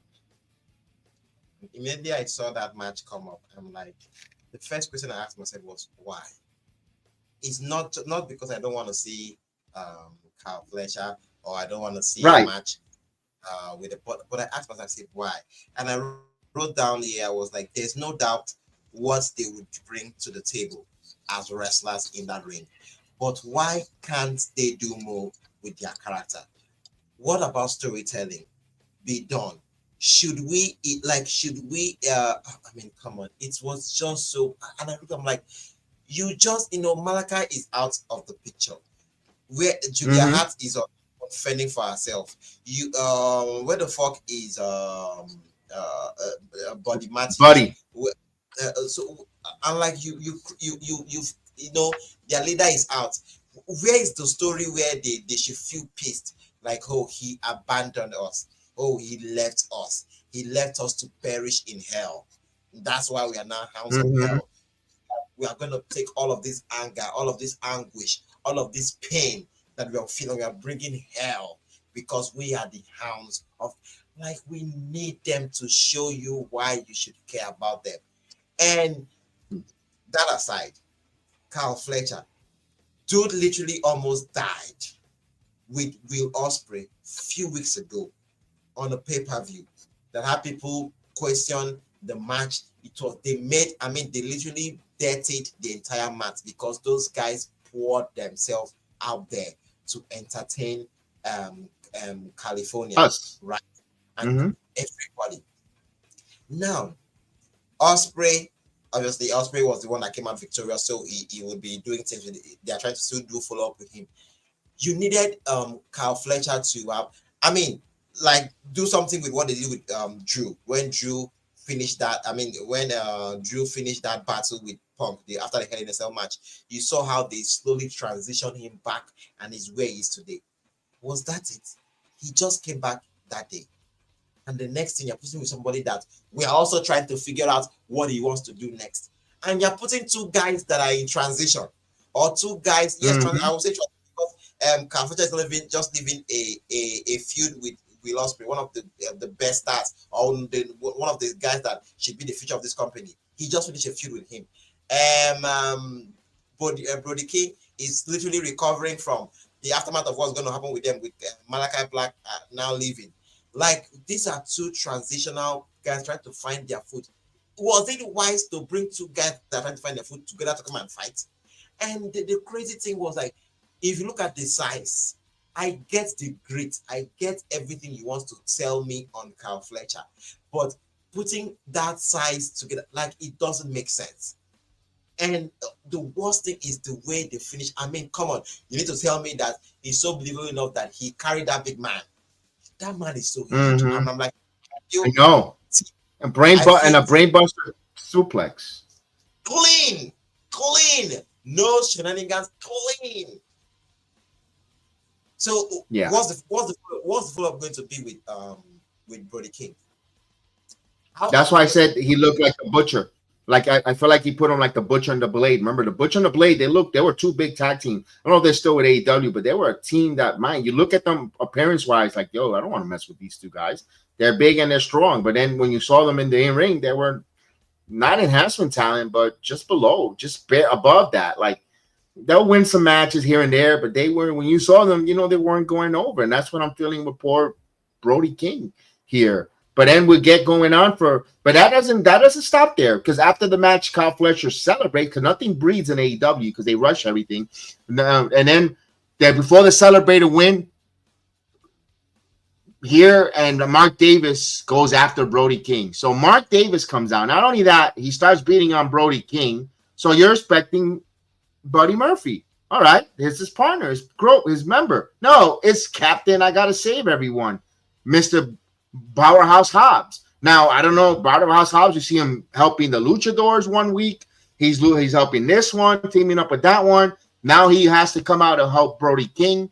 Stops them in their tracks. Hobbs comes running through the crowd and intercepts the family in the ring until King sends Fletcher out of the ring with a clothesline. And of course, we hear that break the note, and with total chaos was going on when the show returns from the commercial break. So they fought through the whole commercial break, all the shenanigans. We see the madness unfold. Back at ringside, officials try to calm the situation down. Hobbs and Mark Davis get back in the ring, and I didn't even know that was a match. And on the bell we go, we have a match between these two. Power Hobbs gets the better of the things, nearly driving Mark Davis straight through the mat en route for a quick 1-2-3 victory. Not only that, then you job Mark Davis out. Couldn't you have Mark Davis? If you were going to job Mark Davis, you should have had him lose to Brody King and Powerhouse Hobbs versus Kyle Fletcher, where you could have Don Callis help Kyle Fletcher dirty get a victory. Wouldn't that have been a little more different? I'm not saying it would have been the greatest either, because then you would still be in that same situation. Because what about Powerhouse Hobbs? So I don't know, Samuel. Sometimes they book themselves to a corner because they'll put this shit on pay-per-view. They'll put this match again on pay-per-view. How did we get from Mark Davis months ago coming back and telling Kyle Fletcher, fuck you to your face because you abandoned me, you do this, you did this, and now he's supporting him, now he's in the family with him, and let's not even get into that because someone will come and I'm like, oh, they told the story, oh, well, we don't give a fuck. You literally showed us how Mark Davis was a monster. Like literally, he was one of the best things from the show last week. People were praising him. Oh, Mark Davis looked good out there. Oh my goodness. Yeah, The way correct. like, and how do they follow up all of that craziness from all he did last week by having him lose to another? You know, I'm about to say something rather. Another loser in Hobbs. What have they done with Hobbs? Now it gets you to think a lot about the big men in AEW, all of the big guys. I can't find one big guy that has been consistent in being booked so good, like year in, year out. No. Like you look at them, I'm like, we don't have one. I mean, they wasted the resources with Mother Hawk. What's the name? Mother Hawk, Lance Archer. Archer. They could not get Wardlow to the next level. They could not get Powerhouse Hobbs when it was hot. Every single time he start and hot and cold. He literally came back from injury and they slaughtered him immediately with Moxley. They buried his ass and now he's on collision with the luchadors. He's on. Come on, what does this win do for Hobbs? Mark Davis needed this win more than anything. What does this win do for Hobbs? So for him to go back to collision this Saturday and do something with the luchadors again, it's crazy. Yeah, it's crazy. And I'm here just to talk as a fan, to analyze as a, because you are the one that go to work every week to put on a show for me as a fan of your product. I'm the one that gets to sit back here and digest all you're giving to me. And why is it now not okay for me not to say, oh, I like that, oh, I not like that? Now if you say you like that, you say, oh shit, that shit was messed up. Oh, why did you watch? How would I know it's good if it's going to be good or bad if I don't watch? And why should I not complain because it is this company? So it's just so crazy because, like, look, the track record is there. Everybody can go check them up. Which one big man that has literally been where is one? Can they bring out one like, oh, for consistently 1 full year, this big man reigned, or two years straight, this big man was a pivotal part of this company? Can we prove one? Instead, start and stop. It's just so crazy. What I can't wait for tonight. Let's see what we are going to be offered on Collision. If we not have Hawks come running around with Commander and Hologram. Let me before we move to the next thing. Let me ask this with the big men. I know people say this. Why do you watch if you're gonna shit on it or you don't like it on that? Because you love pro wrestling. You know, I'm gonna be honest with you, it's not my cup of coffee. I'm covering it because we are a wrestling show. Samuel watches it. Chris watches it. They enjoy this product. Listen, so why do you eat? Because you're hungry. Why do you watch wrestling? Because you enjoy wrestling. It's the same thing. You go to a restaurant to eat because you go to the restaurant not because you want to go in there because it was the hot thing to do, because you're hungry. You want to eat something. You want food. You want to watch wrestling. You want to watch AEW because you love wrestling. You want to watch wrestling. Now, if sometimes your burger doesn't taste good from McDonald's, it sucks. You tell someone, hey, this burger doesn't taste good. When the wrestling doesn't good, you'd say something. WWE sucked. Monday Night Raw wasn't so great. It was underperforming. You know, you could. It's easy to say that. It's easy to be okay to be vocal. If you don't like it, it doesn't mean that you have to eat it. You went but you're watching it because you're a fan. You're gonna watch wrestling. It is what it is. It might not be your cup of coffee, but you wanted something to consume, and it was wrestling. All right, we'll move on. I'm not gonna go. I'm gonna leave. There was a backstage with Nick Wayne, Mama Wayne, and Kid Saban.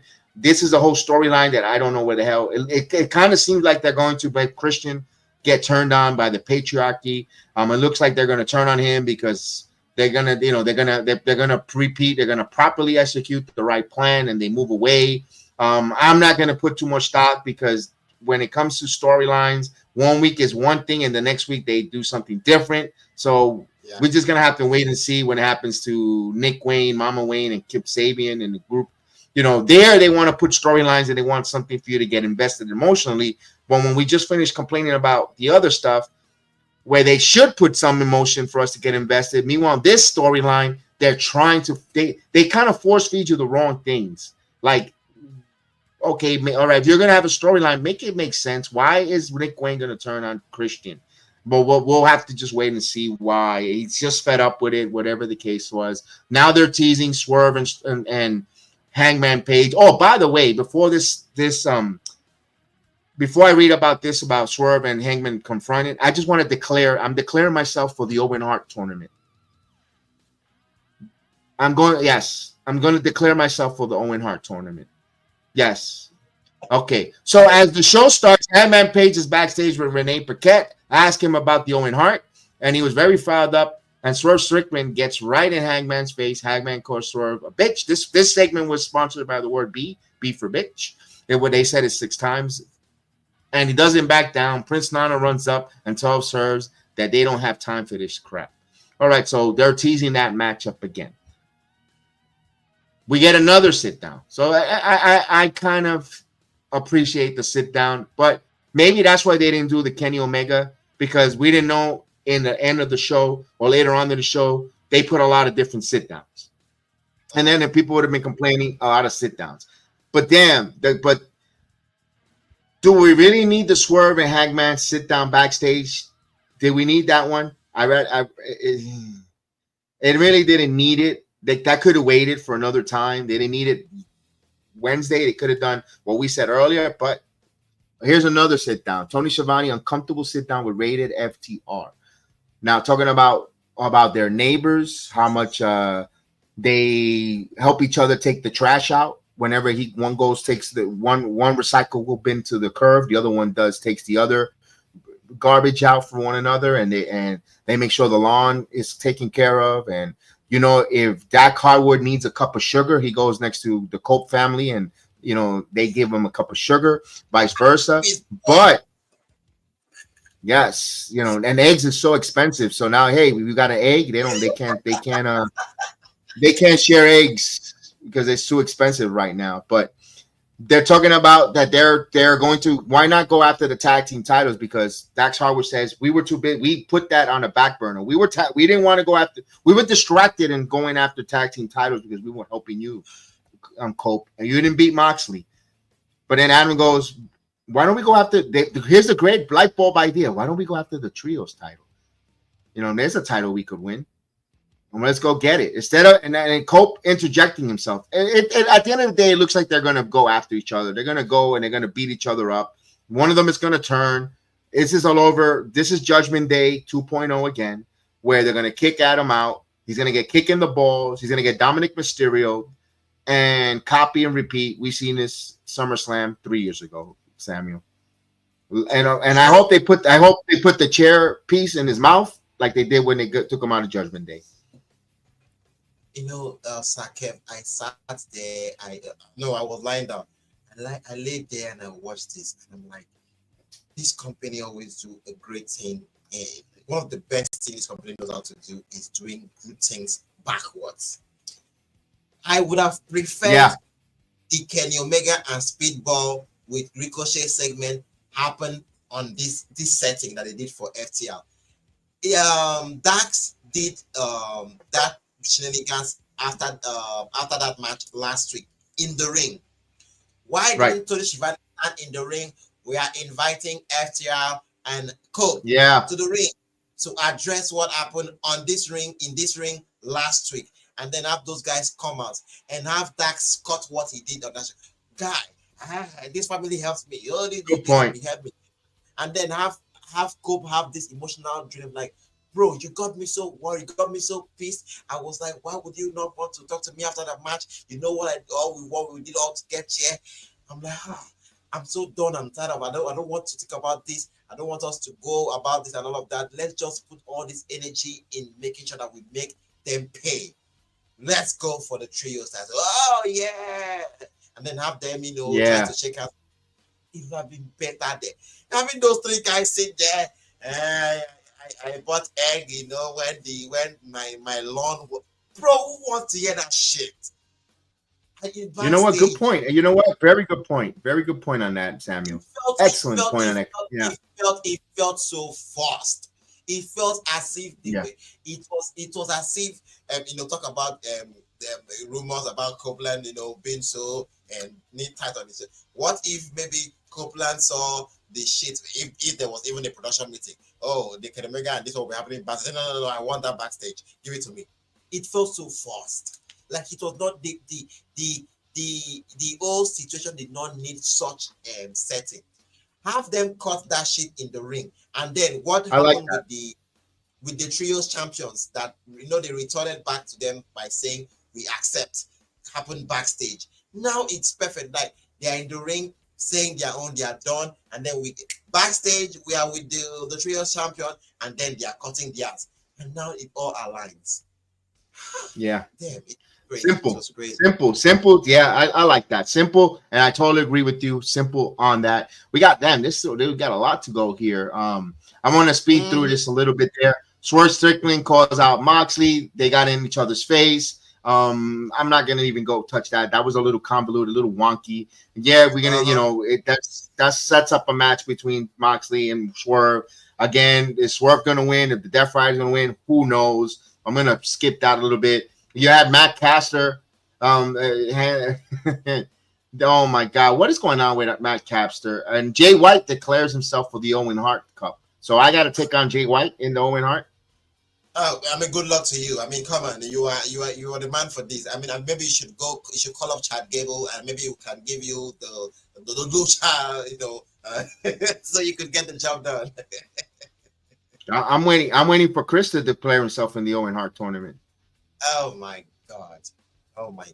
The Moxley situation really got me thinking. I was like, is this what it's all about for John Moxley? WWE's direct business direction business-wise? Because as if he was literally trying to call out WWE there.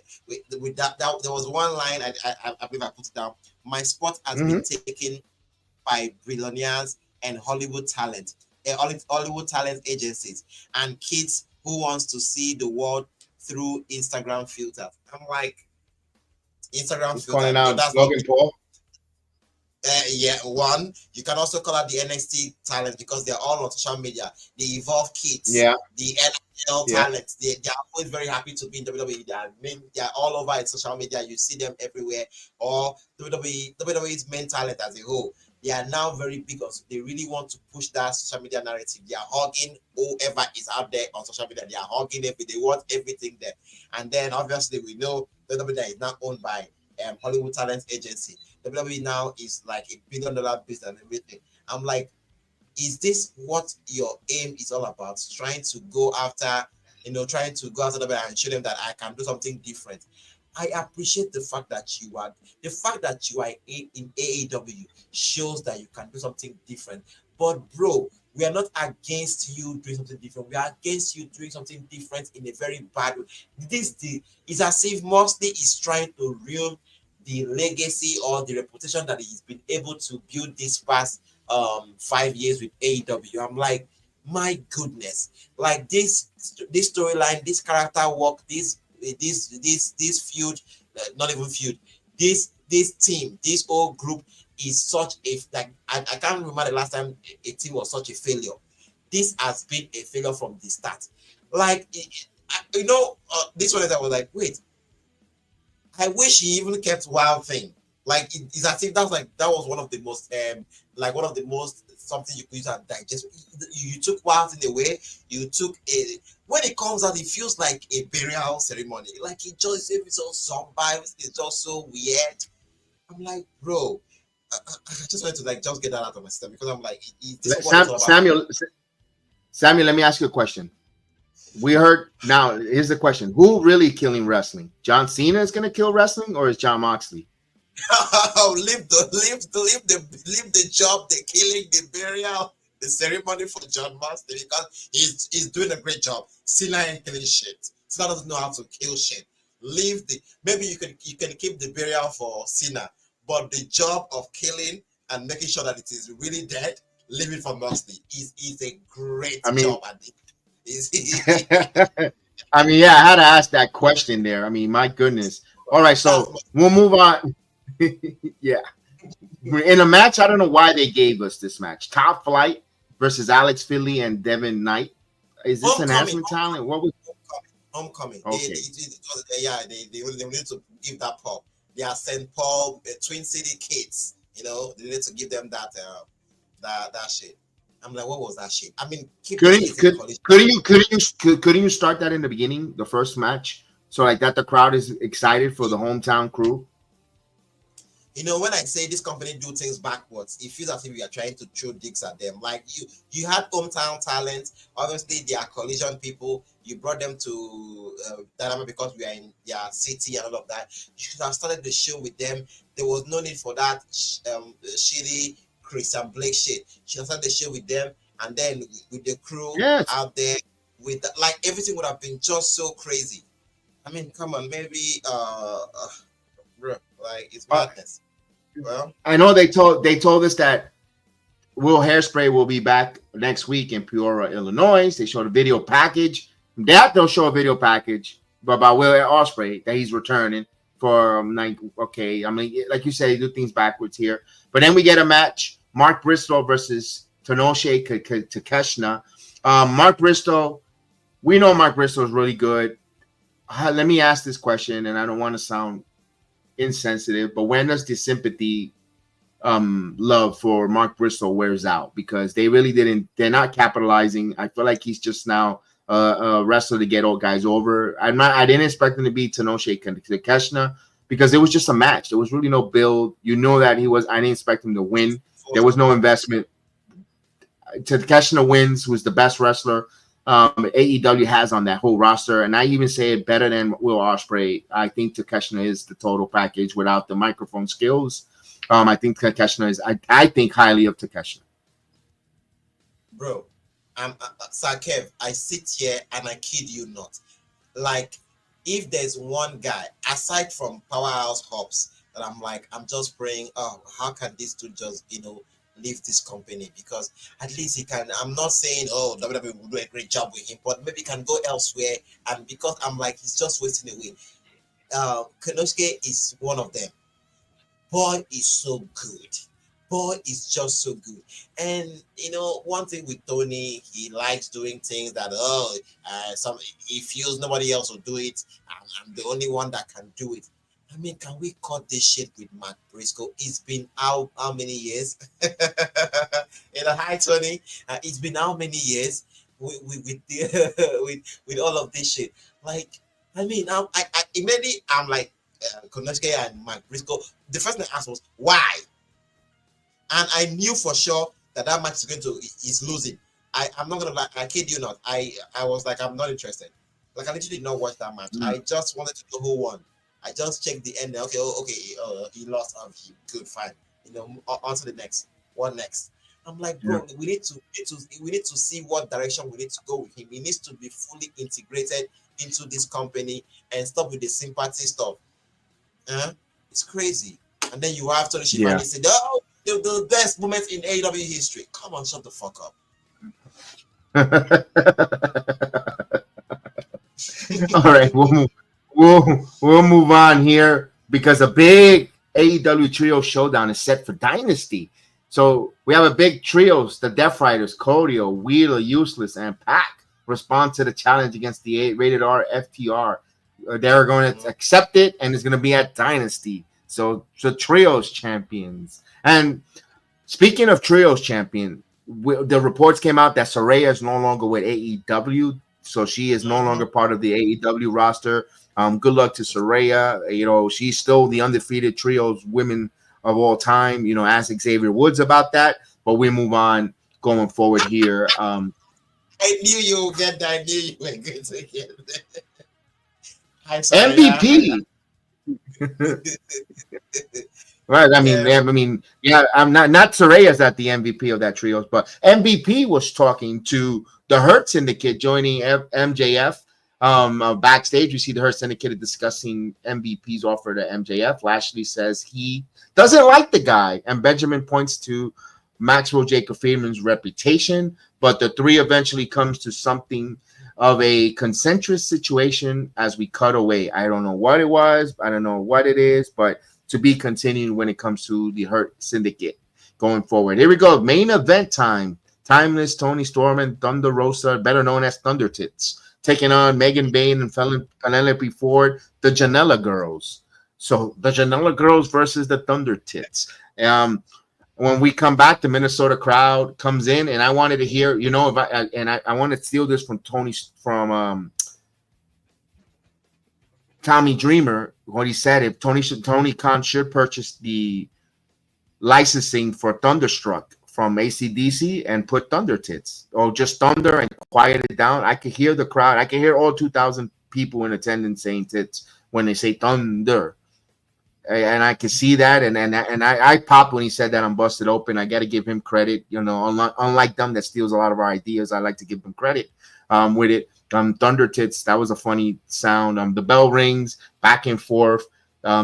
We see back and forth, but Megan Bayne with the F5 gets it and hits Toni Storm for the victory. 1, 2, 3.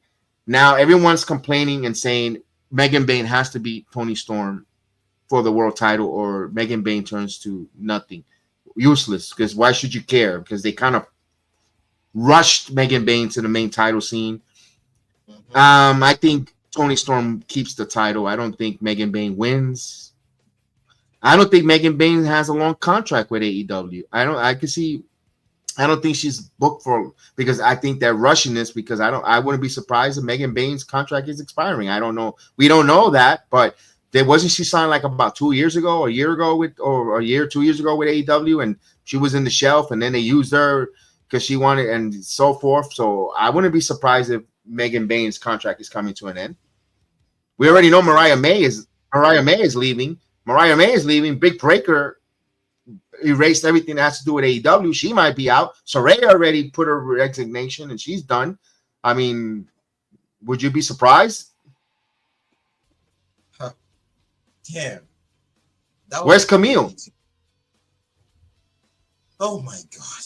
You see how this, like, sometimes I sit back and I'm like, does Tony know what the fuck is going on with his company? Like, is he so tone deaf on like what's the, like, or does he even sit back and like ask himself questions? Where is Wardlow? Where the fuck is Camille? Like you said, where the fuck is Camille? Like, what's gonna happen? Great fuck! I mean, your first ever signed women wrestler, all because you want Mercedes Moné. Great is sidelined. You signed Diana Perazzo. Where the fuck is she? She's not doing nothing. Getting her masters. She's getting her masters while sitting there and getting paid by All Elite Wrestling, which is good for her. I'm not going to get upset, and good for you, Deanna. Good for you, Deanna. Get paid to get your masters and get educated while being a professional wrestler. Love it. But look at this. Look at the amount of women that we just mentioned. Let's just say women alone. Let's women on. Yeah. Big Breaker, Camille. Yeah. Okay. Diana Perazzo. That's 3. Tyra Valkyrie. You see her once in a blue moon. Yeah, Taya was brought in and he just gave her 1 or 2, 3 matches, and she's relegated to Rampage and Collision and obviously Ring of Honor. And like you were asking questions. Red Velvet, where the Abaddon. Red Velvet, Kira Hogan. Okay. Yeah. The Renegade twins. Where are they? Okay. Sky Blue. I know she was injured. She might be coming back from an injury. Julia Hart. Julia Hart came back and she's Penelope Ford. Okay, now you see her now sprinkled here and there. Queen Amidala. But although they gave her an opportunity, but she pooped. That wasn't a good match with her and Julia Hart. They need more reps. You could tell they need more. I'm not going to get mad with that. They need more reps, more TV time. Harley Cameron now. She was the hottest thing. Now she's cooled off. Now she's playing under a mask. You put her under a mask into a comedy gimmick. Now you're telling me she was just a joke. That's what it was. When you put her there, all right, so she was just a joke. You don't really had any thoughts of pushing her because you put her with the hologram mask to play with puppets and now to play in a mask. To me, equals comedy. It's crazy. That's what it seemed like. That's what it seemed like for poor Harley. Was that, who else they have? What other talented women they have? on there. Now Mina, now she's leaving Stardom. Mina, Serena, Marina, whatever. The one with the other one, the Japanese girl that all she does is squeeze her tits with Mariah Carey. Another tits, Marina. Now she's coming into. What about the other Japanese? I've forgotten her name. That she used to carry the kendo stick. I really love her. Like she was the one that took. The two-time AEW champion, right? The inaugural in AEW Women's Champion. Yeah, her. No, she's not nowhere to be signed. Nowhere to be seen either. You need the 100 pounds, not the 100 pounds. That one is separate. There are two Japanese girls that they are not even. Yeah, then we don't see them anymore. We don't see them anymore on TV. Nothing. Not booked. Nowhere. Shida is one of them. Mm-hmm. Shida is one of them. Yes. Shida is so good. I would know where to be found. The inaugural champion, which is I don't even know her name, the Kenny Omega girl. Then where is Nyla Rose? What is she doing? Like, and they're still with the company. They're still with All Elite Wrestling, but where are their booking? They should be doing a women's division with different women, where there is star power with the women there, not just one match and on a 2-hour show at the same time at 9:30. You have some things there. Book it with some storyline. Now they want Billy Starks. Billy Starks went out there, nothing. Crickets. Billy Starks from Ring of Honor. Athena in Ring of Honor.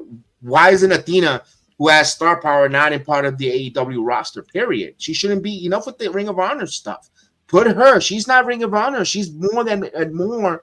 Do you know who should be ruling Ring of Honor right now and getting that wrestling bumps and experience? Two people. Queen Amidala and Halle Cameron. They should be running and working their bumps and getting better at the Ring of Honor level while they're ready for the main to use Ring of Honor kind of like an NXT type of deal with them so when Queen Amidala becomes this champion and she moves up to like, damn, she was a monster in Ring of Honor. Now she's here. Now again, don't know lack of vision or no impatience. I don't know what it is, because it's simple things where you build something right. You're gonna things that take time, that you put time to flourish. The rewards are so fruitful, but when you get something simple, you take it for granted because it was so quickly and there was no obstacle, struggle, or great wait for it. And I think that's what they're doing. And maybe Athena winning becomes that. Maybe I could be hypocritical and say Athena wins, beats Mercedes Moné. It'll be so great for Athena. But okay, but then what? Then what? Crazy. That's the question we have. Then what? The crazy thing here is the fact that when you now complain, it feels as if you hate the company. Now Willow is tied up with this shit with Marina Shafir from the Dead Riders. Why? And this girl came back, Chris Statlander. You turned her heel. We didn't even mention her. We didn't even mention her, Statlander, Willow Nightingale. I mean, I'm sorry to cut you off, Samuel, but damn, we forgot to mention those women too. Just think of the uber talented women that we mentioned that AEW has. And I have one question. What was Pepe's Day's job in bringing her in as was she just there to write shit for Mercedes Moné? Is she not for all the women? Is she just for one woman? We should be told. I don't know. What impact can we say, nothing, since woman was announced? These are the things that have been seen. And I asked the question, I'm like, oh, we are all clapping for Billy Starks and everything. Where the fuck was Billy Starks after the show? Like after the no, nothing. No follow-up. You know what? She's back to Ring of Honor. We'll see her at Honor Plus. She lost to Mercedes. She took notes for 3 weeks how to lose to Mercedes, and we never saw Billy Starks. We're not going to see Billy Starks again. And when she was done losing, she went back to where she came from. That's the fuck we have to deal with. And you know what sucks about that, Samuel? Because when they want to put in storyline about a wrestler, you're so conditioned not to give a fuck because you know that they're not going to follow up with it. So when they try to, this is a whole bad thing though when it comes to this company, because when they want to do storylines, you're not going to care about it because you don't trust them to follow up on it and go and give you some consistency storytelling, because they've shown you in the past many times when they want to start, they scrap it, they rip it up, and they want you to have amnesia week to week, and you're like, wait a minute, no, It doesn't make sense. And then you fall out of favor with the company. You get a bad taste. No matter how much you scrape your tongue, you can't take that bad taste out. Yeah, definitely. Exactly. Like it's crazy. And I'll just while you hold on. Hold on a second. I want to make a quick announcement. As you give me a minute. I want to make a quick announcement. Starting next week, this Monday, we're going to have a new program on the show. Each and every morning, we're going to have the morning Good Morning Wrestling with your host. Yes, the one and only Samuel Lyons. He will be doing a wrestling morning show 3 times a week. Here's the intro clip of it. We'll tell you, it's just like a little bit of a reset break, and he'll tell you a little bit more. And here's what it's going to look like. Ladies and gentlemen, good morning. Welcome to Good Morning Wrestling with your host Samuel Lyon on the Sports Jedi Network Heel of the Ring podcast, your morning fix on the world of pro wrestling. WWE Raw, SmackDown, NXT, TNA, AEW, Evolve, MLP with hot takes, reviews, rumors, opinions. Tune in, let's start your day by getting over and feel the force.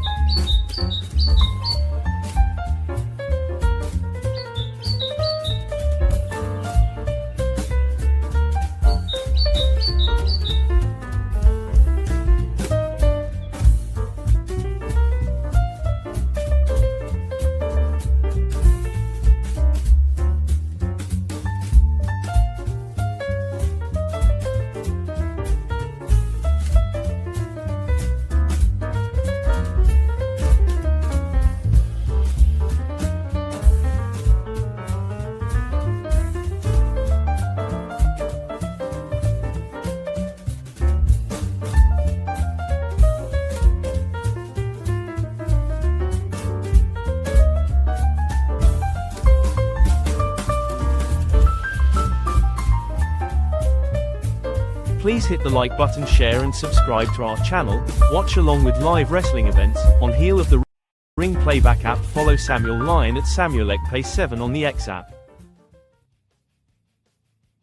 So we're proud to announce that every week in the morning, wake up in the morning, and of course, Samuel himself, you see him here with us. He will be talking wrestling, different things, either Monday Night Raw, SmackDown, LFG, Stephanie McMahon's podcast, whatever his topic, whatever he has in store for us in the morning, he will be breaking it down. Of course, you need to tune in early morning, start your day right before at 9 o'clock on your go, whether you're on the train, plane, or on the ferry. You'll definitely listen to Samuel break it down. It also will be in the afternoons on your audio podcast platform. So Samuel, I'm glad. Thank you for having you on in the mornings doing your show. I can't wait for your first episode, and I know you got things in store for you, and I can't wait to hear you in the mornings and have a great morning. Wake up to your sounds of wrestling.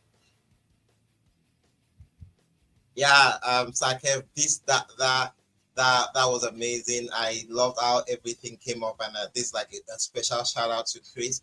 I know Chris is out there, this having a swell time, but I really love the fact that this worked out, and I'm so honored to get to do this. It's always been one of those dreams to get to do something and build value and build on this, and it's all love from here. And I'm really pumped. Starting this Monday, just like announced, starting this Monday, I'm I'm so excited. I don't know how to say this because all through the week I've been working, trying to see how I can get this done. I still just I'm not a Tony Khan of the world. I'm just trying to like pen things down, trying to draft how we can make this the best thing I can possibly do. So we don't really have the full fingers on this, but I believe by Monday, by the first time, when you wake up in the morning and I'm live and you are there for us to break this shit down for you, the show is gonna be great. I sound more like Tony Khan right now, so I promise, like, we're gonna put something out there and make it the best we can make it. And I just promise to put out my hat and make this worthwhile. So please, if you are on with us, this starting this Monday, you get to see me, and we come to you 3 days a week, and we're trying to make this the best 3 days for you, and we'll try and put our art out there and make this possible. So thank you, Saket, for this opportunity, and shout out once again to Chris for this opportunity to be part of this. And I know I love my time here, and I can't wait to do more going forward. So on Monday, be on the watch out. Check this space because we are coming for you. Thank you. There you go. I love it. There you go. That's Samuel Lyons there. Good morning, wrestling. Indeed. Good morning, wrestling on the Sports Jedi Network. And you're going to see it here on YouTube, on X, and on Twitch, and of course, and different other platforms, on Spotify, of course, or anywhere you get your audio platform later in the afternoon with that. So I'm excited to have Samuel do this wrestling show on the network. It would be great because while I'm at work on my 9 to 5 or my everyday show, I will be able to listen to. I don't have to get frustrated with Busted Open's ass kissing of. I'd rather listen to Samuel talk about his stuff and how he's going to get down and dirty with wrestling. And that's crazy because obviously we are a Sports Jedi Network, so we don't have to do follow up. So I'm sorry, we don't have to follow that from Busted Open. They have to follow us. So by the time we're done with our show, so yeah, it's so crazy. And yeah, we'll get to do this. All right, we're gonna skip Evolve because I did not watch Evolve and I don't have notes on Evolve, so I'm going to skip on Evolve. I'm pretty sure it was a great show from my city, Orlando, Florida. Of course, I definitely hope that I missed that one. We'll do TNA. I'm not going to go over too much TNA. I'm just going to give you the results of TNA, be honest with you.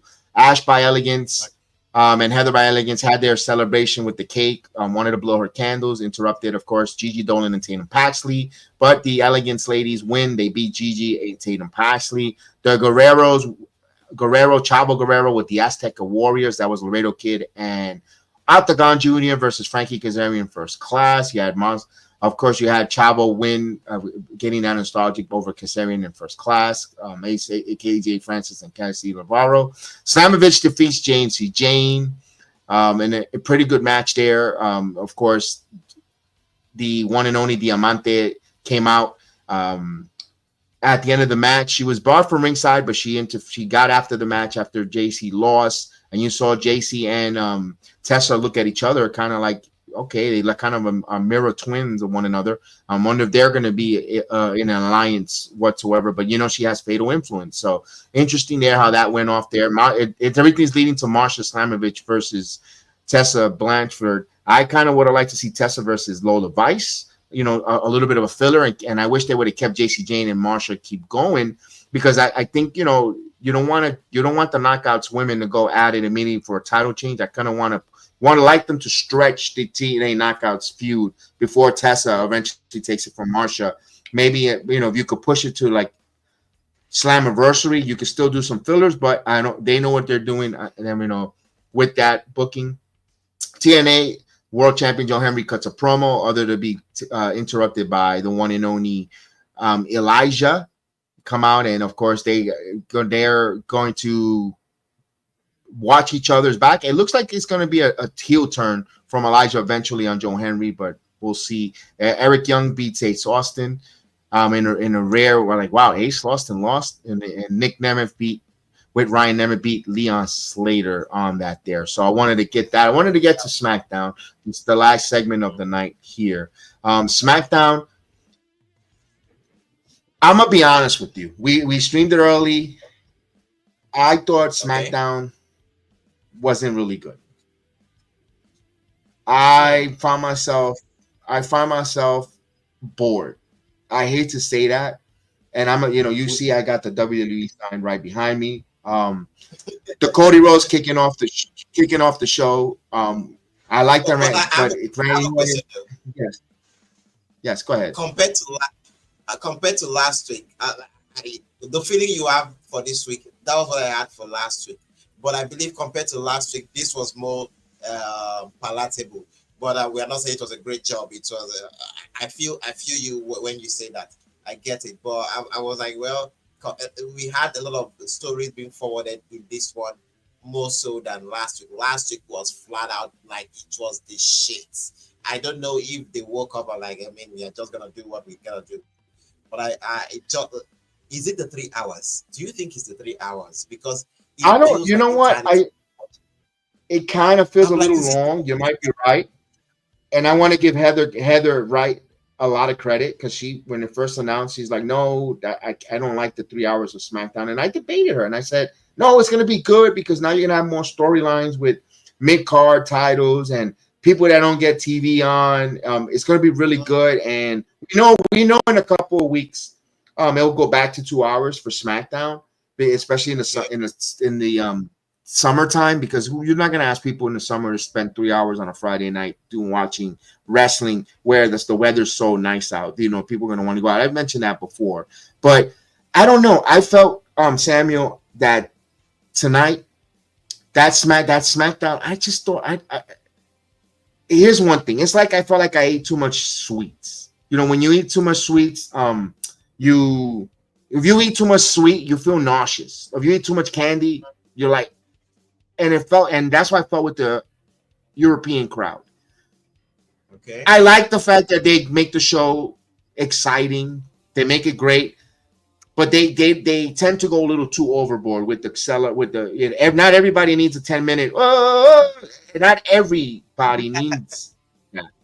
And I felt it was a little bit like I ate like too much candy, too much sweet, too much sweetener, and it was and that wasn't why the show was bad either. Actually, that kind of kept it intriguing. It just felt that they know that the crowd was going to be electric for whatever they put out there, and it felt like they just, it felt like that the talents are ready to come home. They've been on the road for too long, and they want to get back stateside. They want to get back home. They want to get back to their home. They've been fun. Europe has been fun. The touring has been fun, but it feels like the talent just wants to go home. They just want to get back to stateside. They want to feed. They want to see their dogs. They want to see their cats. They want to they want to change. They want to get out of wrestling gear and put on some normal clothes or get back to the routine. And that's what it felt like, Sammy. And for sure with this initiative that they pulled for this year to go international and move these shows to international and give us live events kind of shows in a premium live setting and to make it go live. With the way this thing has proven to be successful, now you see them. They've done the pre WrestleMania tour. They are doing the I believe post SummerSlam. Post SummerSlam tour too that they used to do. Everything with all these shows, and with the money they've made, they're gonna go greedy.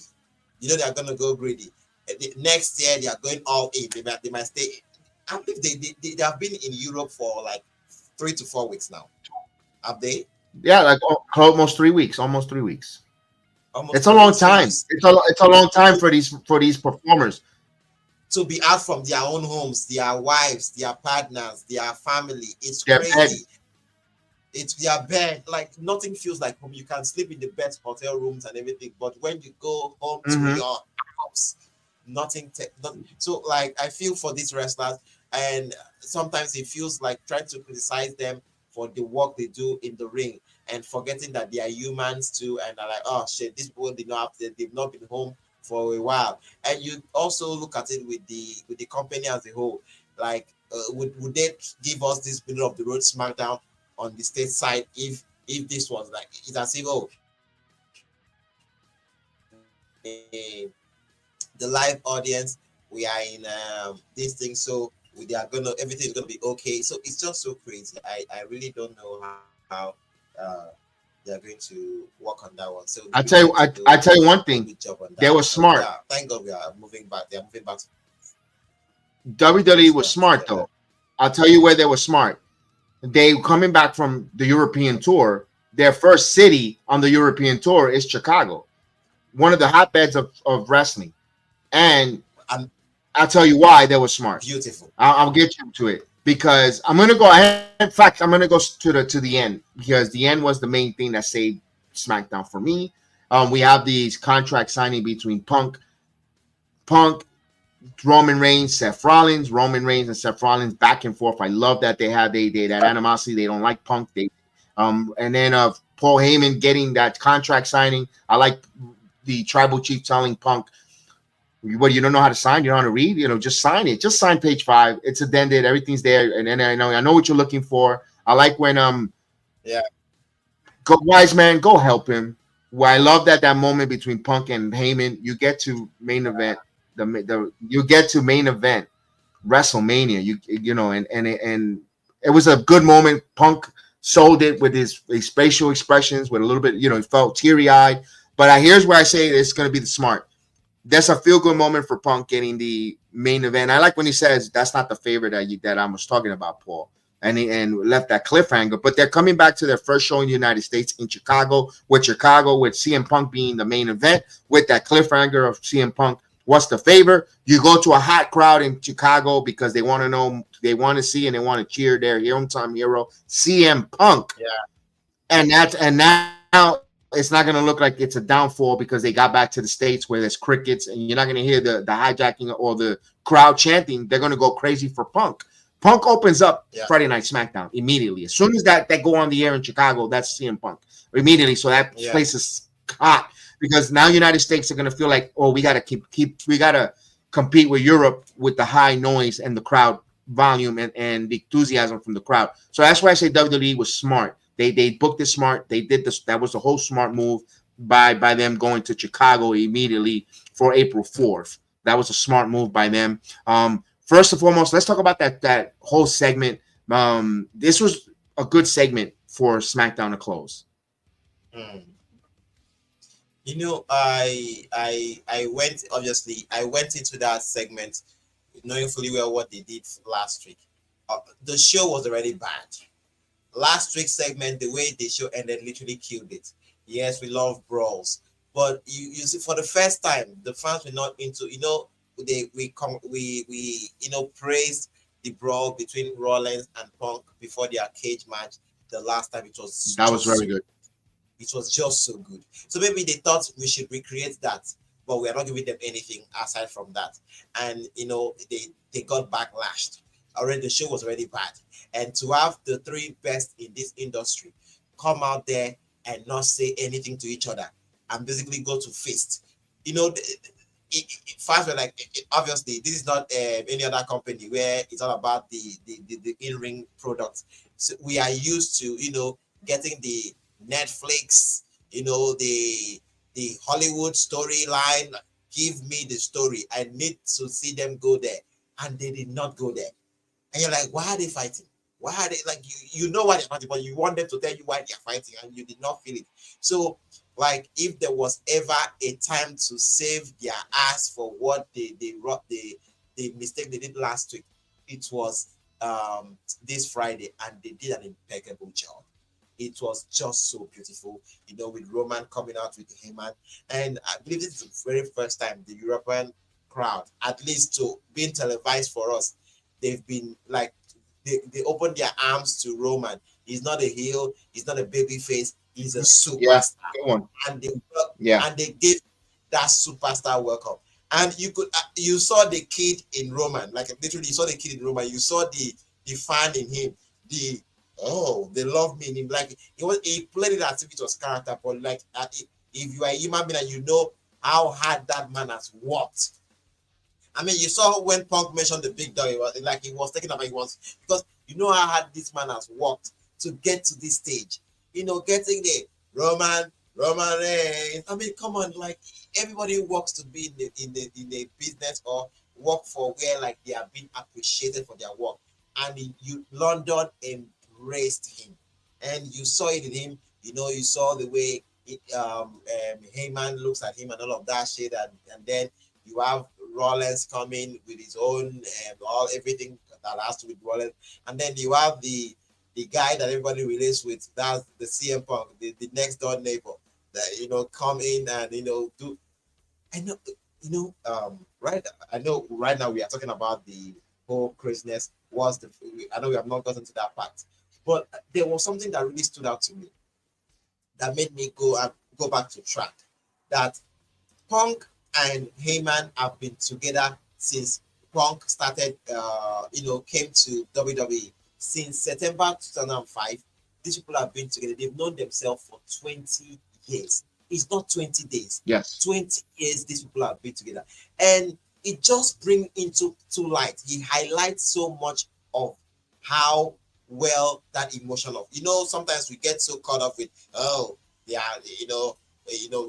when they hit Cody for crying too much. Sometimes we forget that this thing is real to them. These people are living out. It might be a character for them, but they are living out something. They are going through it. It's not every time I know we'll get to the part where the Naomi part 2, where it's real to them. So what am I trying to say in this aspect is the fact that when you saw Heyman, when you see Heyman with Roman, it's somebody that reveres somebody that respects somebody that is in full acknowledgement, no pun intended here, of someone like Roman for who he is, what he is, and what he stands for. When you see Heyman taken from Roman and you see Heyman and Brock Lesnar, you see someone that is an advocate, like he's a lawyer, he's someone that is hyping, he's my beast, my conqueror, my 21 in 1, like he's selling you on something that he believes is greater than anything you ever come up with. And then when you see him with Punk, he's like a love fest. He's like my best friend, my brother from another mother, it takes it back to even his Hall of Fame. When you see the way he was sharing with love, like he's sitting down with his kids, like it's as if it's his best friend that it just so happens I senior him for a couple of years, but I love this boy, I love this kid, he's my baby, he's my this. I don't know for you, but I had a watery substance in my eyes when he said it's in there, like you got it, like you are closing the show, bro. Punk having that expression of almost like that shit messed me up real time. Like right now I'm talking about it, I'm like literally having goosebumps. That shit messed me because you feel it. This shit has been this man, emotional investment. Yeah, this man got fired on his wedding day. This man never wanted to come back to this place. This place literally killed him. They killed his dream. They killed everything about it for him. Somebody else was able to, with all the work he had to do to get back on his feet. He came back in 2021 to another company thinking he's going to have a fresh start. But what happened? They fucked that up for him too. And for him to swallow his pride, I know we've just announced the show we'll be doing every morning here for 3 days in a week. We'll get into the 70 places, with CM Punk, the episode that I had last week. We're going to break it down on that show, so don't miss out. Because, like, why I said it, because I will expand on that from what Triple H said on the Thanksgiving phone call with Punk. Because, just to touch on it a bit, like, if Punk is still the Punk that he was 10 years ago, now, it will be very stupid. And you saw the growth. So that man has always wanted to manifest WrestleMania. You know, it was so. Do you know how invested I was? I had to go look at Punk's Wikipedia. Like, I literally said, I want to read through this man's history in wrestling, and I was like, holy shit! He has never manifested WrestleMania, even when he was champion. Even like it has never happened. And you think you have to criticize him for crying when it was announced that he was going to main event? I mean, that's real to him. You can sit there and say, and call the F word and say, that shit is real to him. I felt that as a human being. I'm like, somebody just got his flowers. Roman has been there. He's going to be there for the 10th time. Rollins is going into his 3rd. If we are going to count the cash-in, that was the first. Then with Cody last year. Rollins is going to his 3rd. So it doesn't mean anything. This is this man's first, and he's been in this business for over 20-something years. Is that not crazy? And you say it should not cry. So this is what happens when we say Tony please, you need to do a great job. Go back to storytelling. I don't know this week to week booking you are doing. This match over story is not good. It can only work for a while. If your attendance is not telling you anything, your ratings is not telling you anything, your superstars staying at home and not wanting to come to work because you are not giving them anything, doesn't tell you anything. I don't know what it needs to tell you. Stop telling me that's what WWE does. They are the Hollywood of the wrestling industry. We are different. Cut the bullshit. Let's get back to the basics. It has always worked. It will always work. Storytelling over anything. And Kev, you know how well this works. The IWC, they are not complaining why Jay is not main eventing, why Charlotte is not main eventing, why any other match is not main eventing. That we are now quarreling. What is the favor? How are they going to tie this up? That's what people are calling about. What's the favor? Why did they say it's not the favor they asked for? We are now fighting over that than saying, two people were Rumble. Why are they not main eventing? Why are we not calling about Jay? Jay is already fucking us up. We are not happy with what Jay is doing with Gunther. We are not happy with what Charlotte is doing with Tiffany. That's what we're talking about here. The story sells. How do you close the show? You close the show with the three most important figures in wrestling industry today. Roman, you got it. Punk. Well said there on that. And you know why that? Hey, I'm gonna tell you what I thought about that Friday before this Friday last week. Why they didn't say nothing? I think they ran out of time, and they told Punk we don't have enough time, and Punk improvised by going physical and going with the physicality brawl. That's just my opinion. It didn't feel because there was like 7 to 6 minutes left before SmackDown went off the air. Remember, this is not Netflix. SmackDown is USA Network. Although USA Network could give them an overrun of a couple of minutes, but they felt they had to be a hard out, especially in overseas. So I felt Punk went physical because he mentioned about the bloodline on it, and he went and attacked Roman. So I felt that's what happened to them, and they got put in a corner with that, and then like you said, they brought it back this Friday. They did it well because they did it with a story.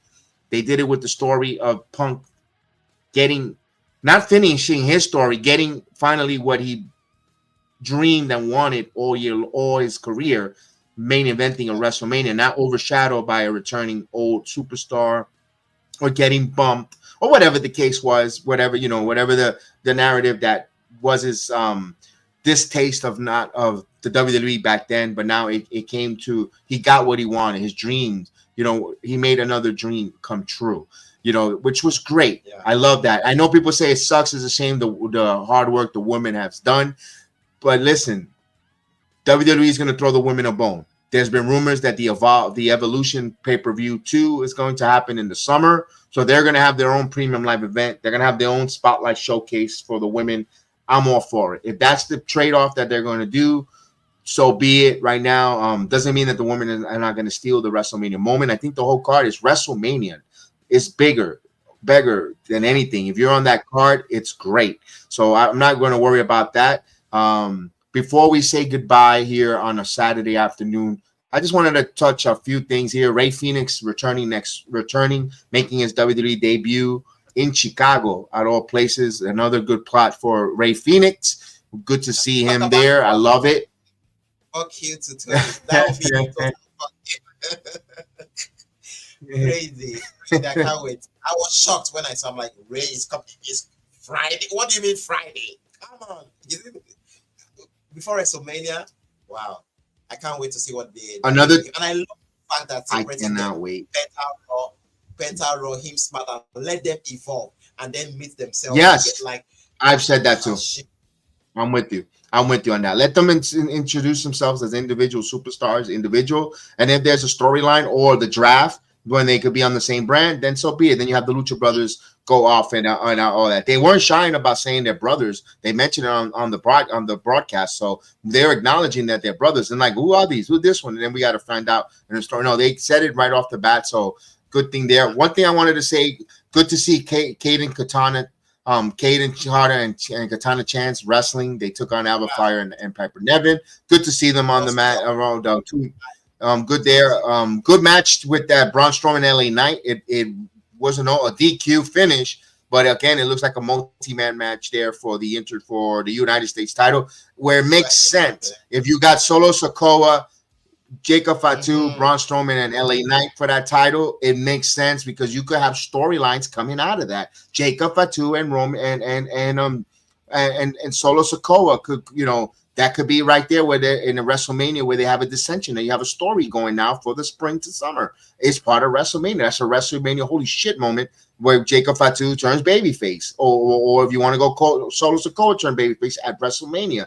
So people that are complaining the multi-man matches, it's not lazy booking. They need to take that. To me, that's a clutch. That's for you guys holding as a crutch or a cop-out. That's WWE trying to make stories and using as many talent as possible to tell that story in there. They're not having it for having it. Lazy booking if they would have done an Andre the Giant Memorial Battle Royal at WrestleMania, because now you're putting a lot of wrestlers to do a Battle Royal. That's lazy booking. But when you have a fatal four-way, when you have multi-man and multi-woman matches telling a story about it, that's creative. That's storytelling because you, again, for the Intercontinental title, Dom and Finn, could there be a breakup? Or they're going to work together? What happens when one wants the title? Is the other one going to break the pin? Is there going to be a dissension, a kick in the balls, or a turn? That's a story within the match of a multi-man. The same thing goes with the United States title. It's okay if there's a story to be told there. Now, for the women's mid-card title, I don't know where we get there for WrestleMania. I don't know. Lyra hasn't done anything storyline-wise to get you intrigued for a WrestleMania match or moment. Or for Chelsea, you do have something minor. Because Chelsea could kill it, but no one other than Selena Vega, maybe? Selena Vega, her WrestleMania moment. Does the fans want to see Selena Vega get a WrestleMania moment against Chelsea? Now we are not ready for that now. I don't think it's even right. Chelsea is just trying to still build. Stephanie is still Chelsea is still trying to build here. So I don't feel it's like the right time for. And you know the great thing about Triple H and this administration is the fact that they show you that there are some things that we are lazy on, but they lace it up so good that you when you are trying to criticize it, you don't give them the full shit that they're just lazy. Right. You can see that trying, but they're not trying. You know that they're not trying. They're not saying they try, but you're like, but that's one thing with him. Triple H is. It could be better. Good. Yeah, he's so good at getting lazy at something, but not making it so obvious that you literally just plain and say, man, you just fuck this shit up. He knows how to do that so well. That's why sometimes I'm like, I don't even know how to tackle it with the criticism. Look what he's doing with the title. Now I agree with you there. I agree with you there. That's a good one there. But we'll see. We got Monday Night Raw, of course. It'll be early. It'll be an early start, 3 o'clock. But before 3 o'clock starts, please tune in on Monday morning. Wrestling has now gone good morning. We're going to say good morning to wrestling with Samuel Lyons. He's going to be breaking down. He's got a whole topic. You just got to tune in to find out what is he going to say on Monday. And of course, one more time, it'll be Monday. What day is for the audience? Monday.